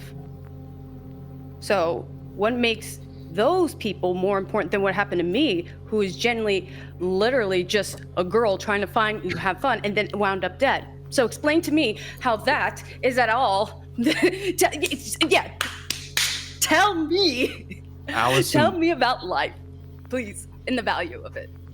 they stayed dead. And I didn't. So you know what? I think I got the worst end of the stick on that. Allison, someone was asking about you. Who is it? Okay. Who was it? Who? I don't know, some suit. He was high government. He flashed his badge at me. FBI, I think. Oh, God. What did he look like, if you don't mind? Silver hair, silver beard, real old-fashioned guy. Kept asking if I had coffee in the office. I had to send my receptionist out. Beeper on his hip. Uh-huh. Charlie. This is really crossover. Did you, when he flashed, did you get his name? Or did he give you? Yeah, he called himself GC. Gabriel Christian, it stands for. What, you know the guy? I know Gabriel, but FBI, I hate to tell you, you got played. If it's the guy I'm thinking, I believe, yeah.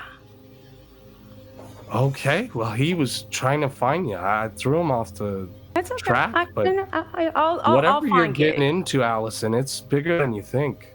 Oh, I'm quickly realizing. Look, I'm gonna do this for you, but I don't know how much I can make this disappear.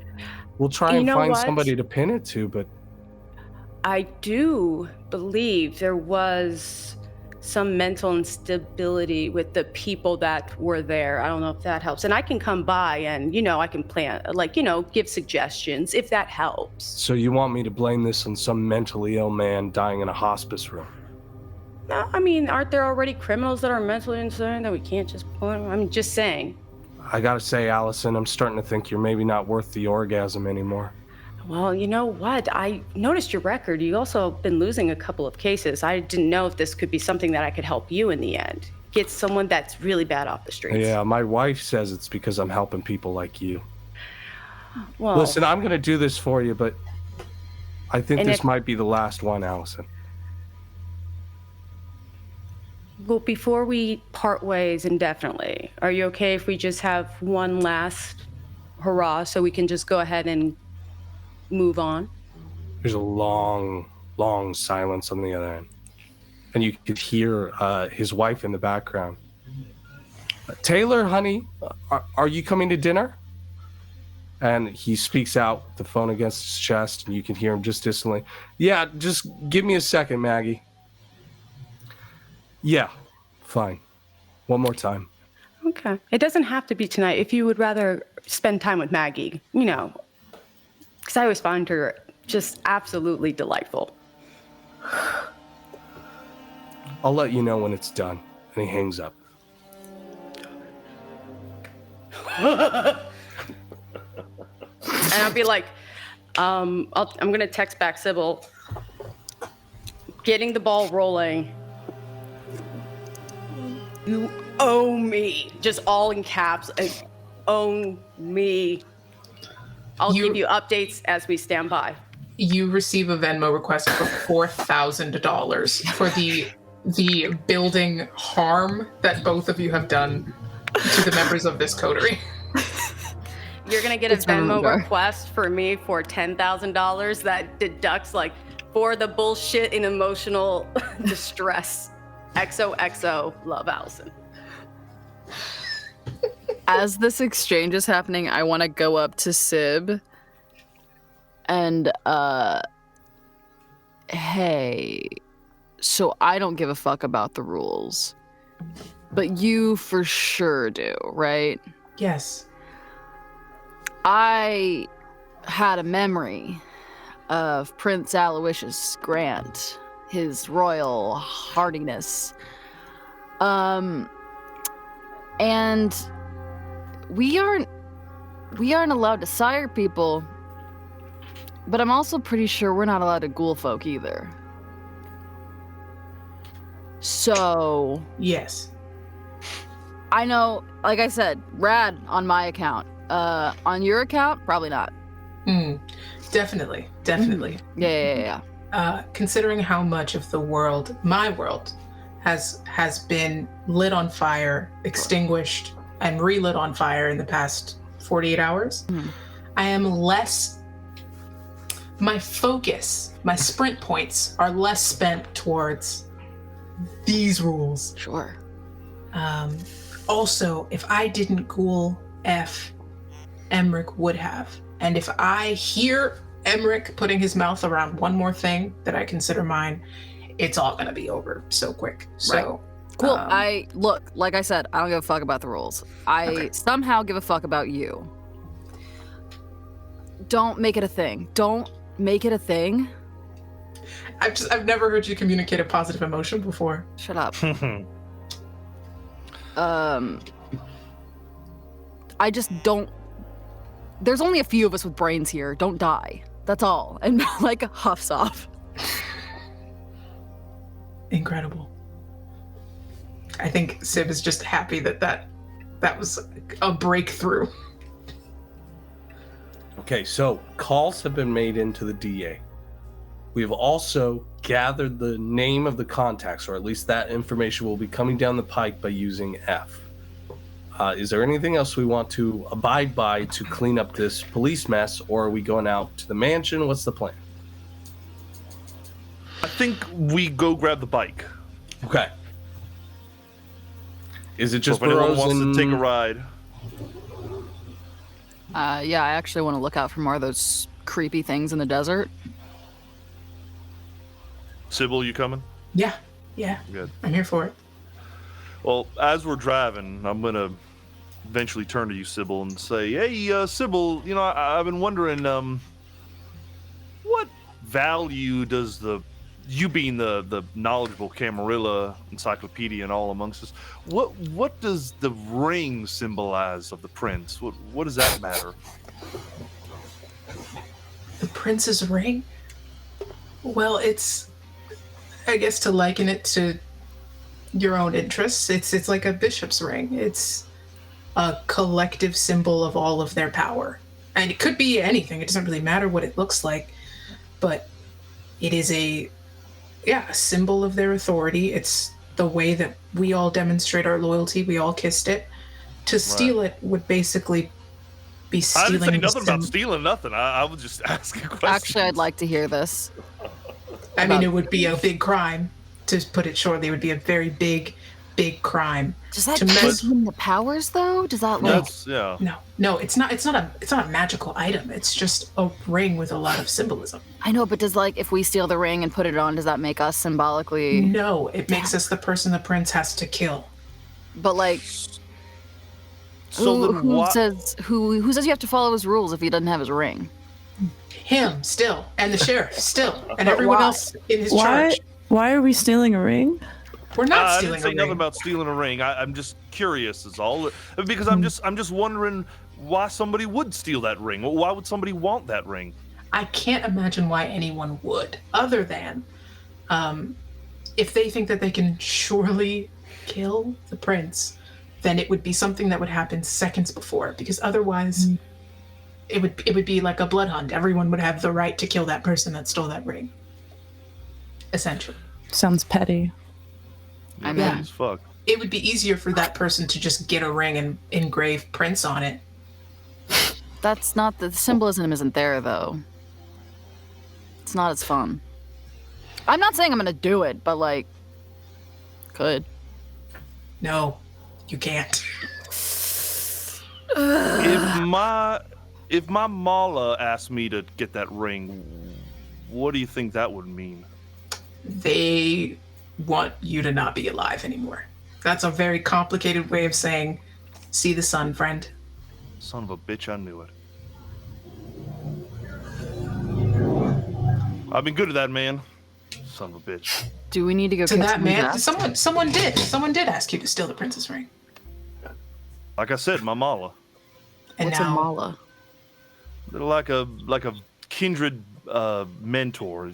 Kind of showed me the ropes, but they're not actually my sire. I was interred with them for a while.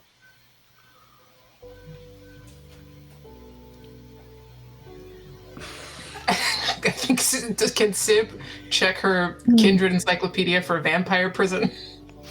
Yeah, go ahead and give me a etiquette plus intelligence or wits, whichever is highest. Okay. Intelligence or wits. See, etiquette is a valid score. 3 successes. Traditionally, in the feudal system, when you go against the king's law, it is not often that you are thrown in the dungeon rather than the executioner's hand. But it usually denotes a few things in the Camarilla society. 1, you are too useful to die, but too much of a risk to be allowed. 2, you are of some level of former importance, and your dedication to the ivory tower has at least earned you some semblance of protection, meaning that many important people like you too much to allow you to die. Or 3, you are a massive masquerade violation that can only exist under circumstantial evidence within the Camarilla.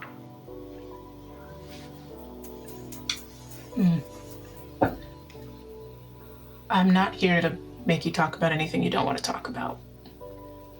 But this whole thing seems like a pretty big setup, I guess. Whatever got you interred with this person, you're still in contact with them now? They call me from time to time. Believe me, I try to avoid them when I can, but sometimes it's impossible. And what do they want you to do with this ring? They told me they want to grab the ring and give it to them. They just want it. They just want it. But, from experience, I can tell you this person's a little cuckoo. Do you want them in your life? I think I've grown past them, as my therapist would say. Then take a page from Enoch's book and snitch immediately. Shit, I didn't think of doing that. Snitch to the prince. Might curry favor with the prince, too. It will. Yeah, help separate me from him. It will. Shit, I wasn't expecting a good answer like that. All right. No offense to you. You're a smart girl, Sybil. That's not what I meant. I don't know. I just feel like we're all so stretched thin all the time. I just felt like it was another problem I'm gonna have to deal with. Yeah. But it seems solvable. When things get this bad, it's actually exceedingly easy to make decisions. I suppose you're right. Yeah.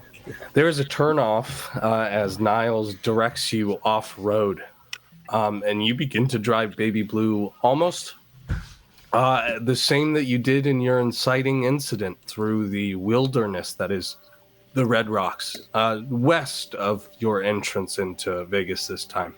You're on the California side into Vegas rather than the east. Niles, it does put your blood at a boil knowing you're becoming closer to the west coast instead of farther away, but the Red Rocks turn up through a series of switchbacks that they do very well to hide architecture through here, and there are some government roads that run up.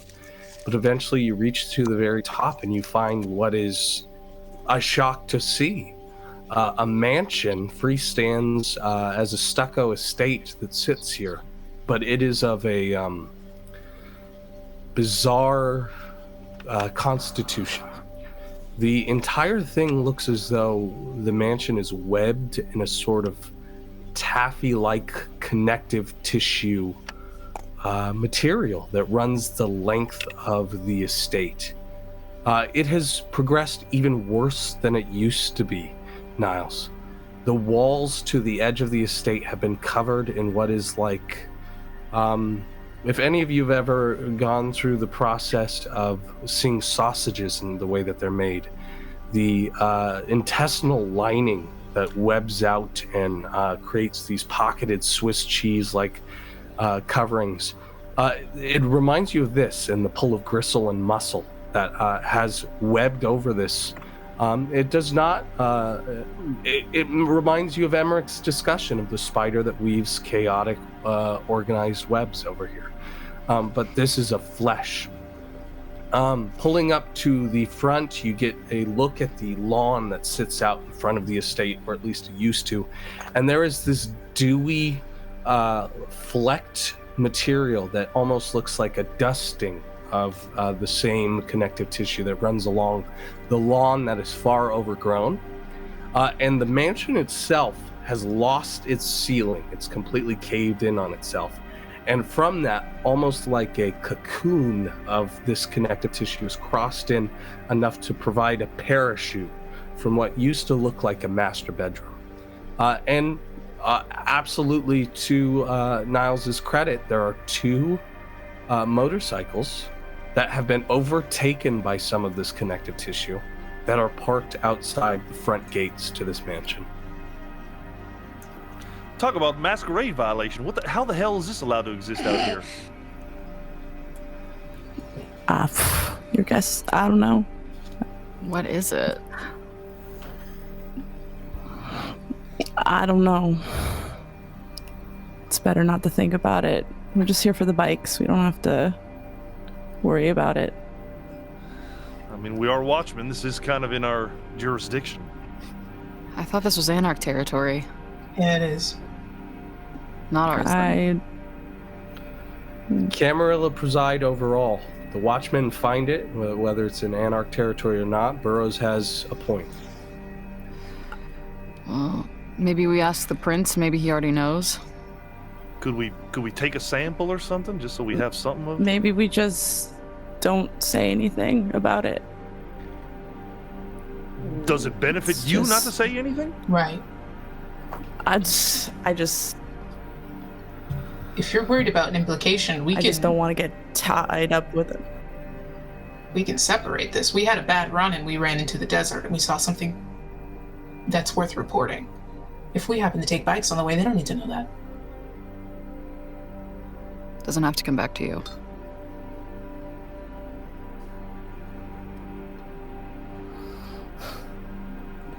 I guess. If that's what we have to do, but I mean, if you have stakes in this, we'll leave it alone.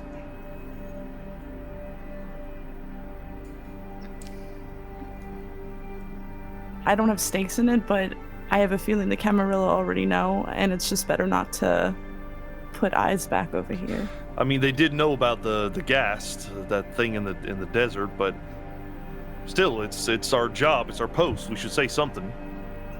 Better that they already know than they don't know and we don't say anything. Right.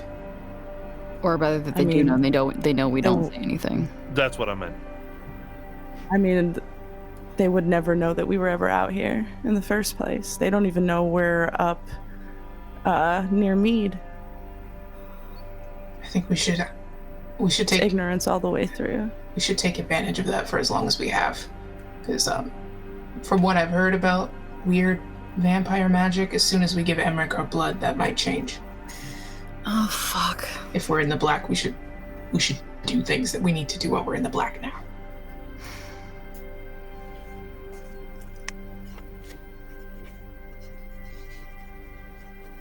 Okay, fine. We'll tell the prince about it. Now, where'd you put your bike? You got it? Yeah, absolutely. Get the bikes. Yeah, on I'm display gonna go there. It is like buried under some of this connective tissue. Oh. Both of them. God damn it. Beautiful bikes. They look still to be in working order, the same as the day you left them, but you're going to have to fight through whatever gristle this is.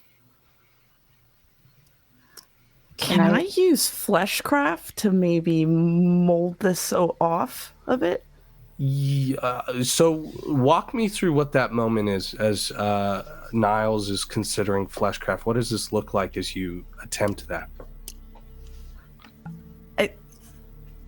I think it starts with just like, I guess a gangrel approach to it, and it's like trying to tear away at it and try to break it and sever it. But then I kind of like remember how it does feel like tissue, it does feel like tendon and stuff like that. And I remember what I did with spoons, and then I just start to kind of like push into it like gentler, like you would like separating clay from, separating clay apart. The clay that breaks it. Begins to form at an alarmingly receptive rate, as though this was created for the very act of what you are doing now. It gives off a sickening hiss as steam begins to billow into the air as you are forming the flesh to your constraints, and the connective tissue begins to scream. There's a high-pitched whine as the flesh is separated from the bike itself, but you are able to contort it however you need to rescue the bike, and it responds intuitively to your touch and your command. It is something to behold for the rest of you. Yeah, I just move it to the side. Yeah. Both bikes are free. Somebody want that other bike? I mean, I've low-key always wanted a motorcycle. I think you'd look good on one. Can you drive one? No. You'll have to teach me. Can you? You're gonna have to learn fast. I'll do my best. Because we're gonna have to take them out now. Okay. Niles. I'll go and just start filling up gas tanks. Love that. Go ahead and give me a wits plus awareness.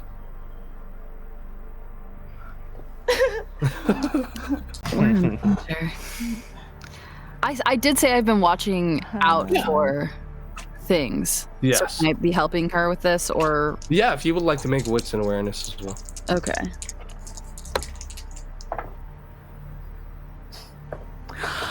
That's a failure with a bestial failure. Oh no! Oh, Hold on. fantastic. Okay, cool. No successes with a Awesome. bestial Great. failure. Great.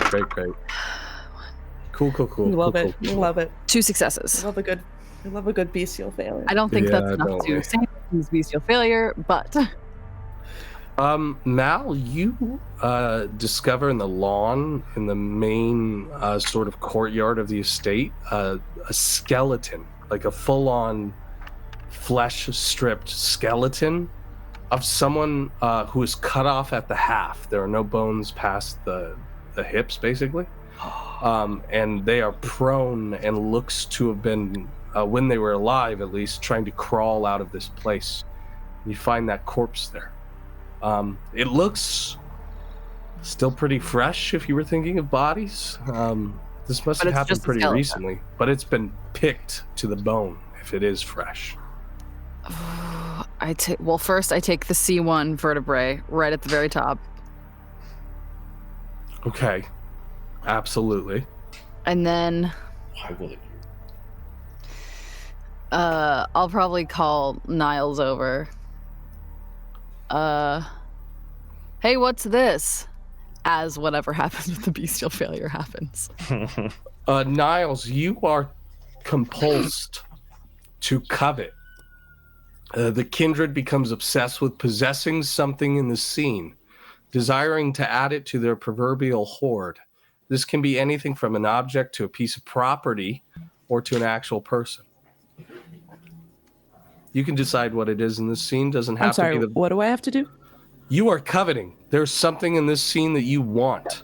It could be as small as the vertebrae, as big as the mansion, or as medium as both bikes instead of one. Whatever it is, you've become obsessed with owning it, and you need to claim dominion over it.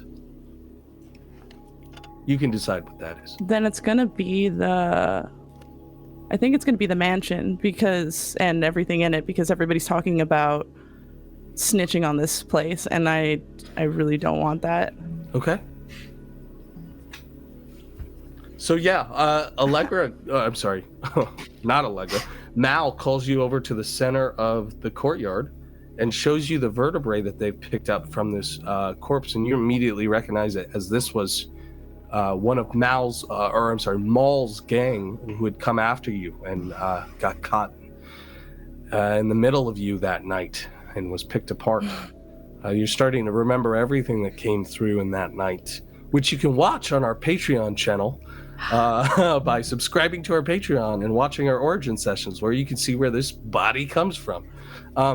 But you have a flood of memories standing in that courtyard aside Mal, gas can still in hand, in this webbed flesh lawn, and remembering everything that you encountered this night. And the same voice that spoke to you in a dream at 3 p.m. in the afternoon last night is the same voice you heard for the first time in this place.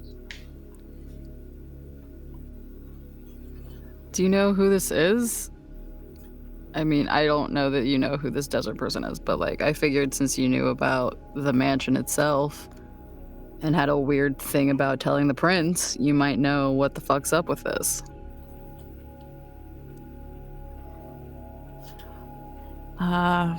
Niles has like a smirk on their face about it, because just to know that this person did not make it And out it was because of this brings place. a level of relief and joy. Are you okay? We can't tell the prince about this place. This place keeps us safe. What? When you think about it, this place is like a place that will protect us if something bad happens. Like, you know what I'm saying? Like a haven? A If sanctuary? whatever you're running from, whatever you're trying to get away. Yeah, like a haven, yeah. Like a castle, Niles. There's a power in there. Like a castle. Like a fortress. There's a power in there. Okay. And it could keep all of us safe. This power got a name? Like, you know how you guys talk about how you guys don't want to... I don't know. But it's there and it exists. Well, we And it's came. stronger than the Camarilla and it's stronger than the Anarchs. We got what we came for, So we can't could tell always. them about it. Well, But I keep it. need you all to, we need to, if we leave and we walk away here, I need to know that you're not going to snitch on this place to the prince. And we keep it for ourselves. I just want to get on with my night, so sure, I won't snitch. I'm It's all fine. for fucking with the prince whenever, so. That's fine. We just need to be clear about all the moves we're making.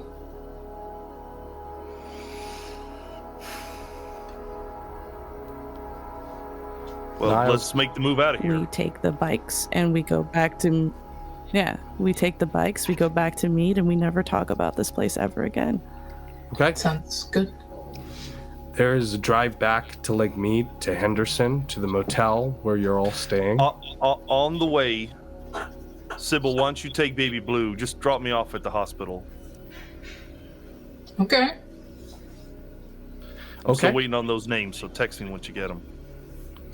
Okay. We leave with Burroughs at the hospital. Burroughs, what do you want to abide by? What's the plan? I mean, I'm still waiting for the names from F, but in the meantime, maybe I could walk around and just be my charming self and kind of sweet talk a nurse and find out where all those patients were moved to. Okay. Go ahead and just give me a flat charisma plus persuasion roll. I will activate presence. Got it. You find a nurse on staff who looks very tired. She's probably be running like a 15-hour shift. She is- Charisma plus what? Persuasion. Persuasion. And adding my presence die. That's 2. Here we go. That's 6 successes. Beautiful. What do you say to this woman to get her to fork over the goods? I mean, probably just start with, some sob story about my little boy's got a broke leg inside, and I just need someone to talk to, and just start to, kind of woo her and talk about how nice she looks in her nurse's outfit, and start saying things like, "Oh, I heard there was a crazy thing last night. Where'd those people go?" That kind of stuff. She makes a crack about you being far too old to be flirting with a woman like her. And there's some good tit-for-tat conversation where it's clear she feels good to have that be the last moment of her very long shift. And the drama of what happened the night before is definitely sitting on the staff, and it's clear she wants that off her head. So she does talk at length about how sad it was, how devastating it was for the officers, how scared the patients were, how some of them were talking absolute nonsense about what happened, and people playing spells and just things that come out of them being stressed. But they were moved out of hospice room because obviously the police need that floor, and they were moved into general housing, which is where we keep some of the ICU patients when they're being transferred out. And so she gives you the information to go find them. Yeah. Once her shift ends and she gets on her way, I'll linger for a minute, and when things feel quiet, I'll try to make my way to that general housing wing. You find pretty easily somebody you recognize, or at least you remember talking about with the group. In one of the patient rooms, you find that older gentleman who had been mind wiped by Niles the day before, and who's sitting up in his bed.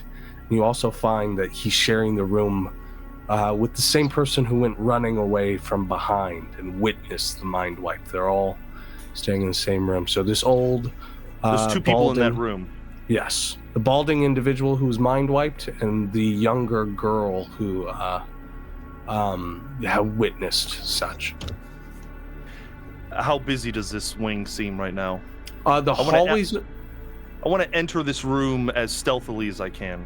There's so much of a hustle and bustle with this sort of business here that it's really easy to go unnoticed. So you walk in like a visitor, like it never even happened, because there's so much running around. I'll walk in and say,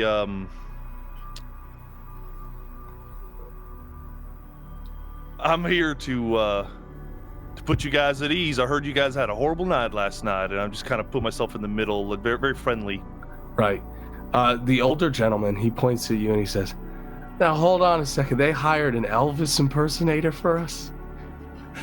Which of the two seems more mentally feeble? Like I could, if I wanted to use them, use a discipline on them easier than the other. Is one sprier, younger, faster? The younger one is definitely the woman. He looks to be in his middle age. He was also mind wiped the night before, so he was already pretty frazzled for sure. I'm going to not activate presence. I don't think I said that I would do that. I'm going to activate dominate, and I'm going to compel the old man. Hey man, I just want you to relax and stay real quiet, okay? There is a sudden change in him, and as soon as you say those words, he stops as he was just about to tell you about how much he loved Elvis. He was going straight into it. You cut him off with this. He looks you square in the eye, and he sits back in his bed. I'm going to turn to the younger one, walk over and say, here, let me fluff your pillow for you. I'm going to take that pillow, and I'm going to smother their face. Fuck me. Hold their body down, and I want them to die. She is fighting you the whole way. It is a brutal fight for her life, and she is scrambling. You can feel as her fingernails dig into your forearms enough to draw vitae to the surface. If you were human, you'd be trickling blood, but she can't manage to keep her hands far enough around those big forearms as you push it back. And it's not even a question, Burroughs. It's not even a wonder of whether you will. In fact, you push a little too hard at one point, and you can feel the snap of her neck underneath the pillow as you push back. And just out of habit, you turn that shoulder to look at him, just to make sure he's still under that spell.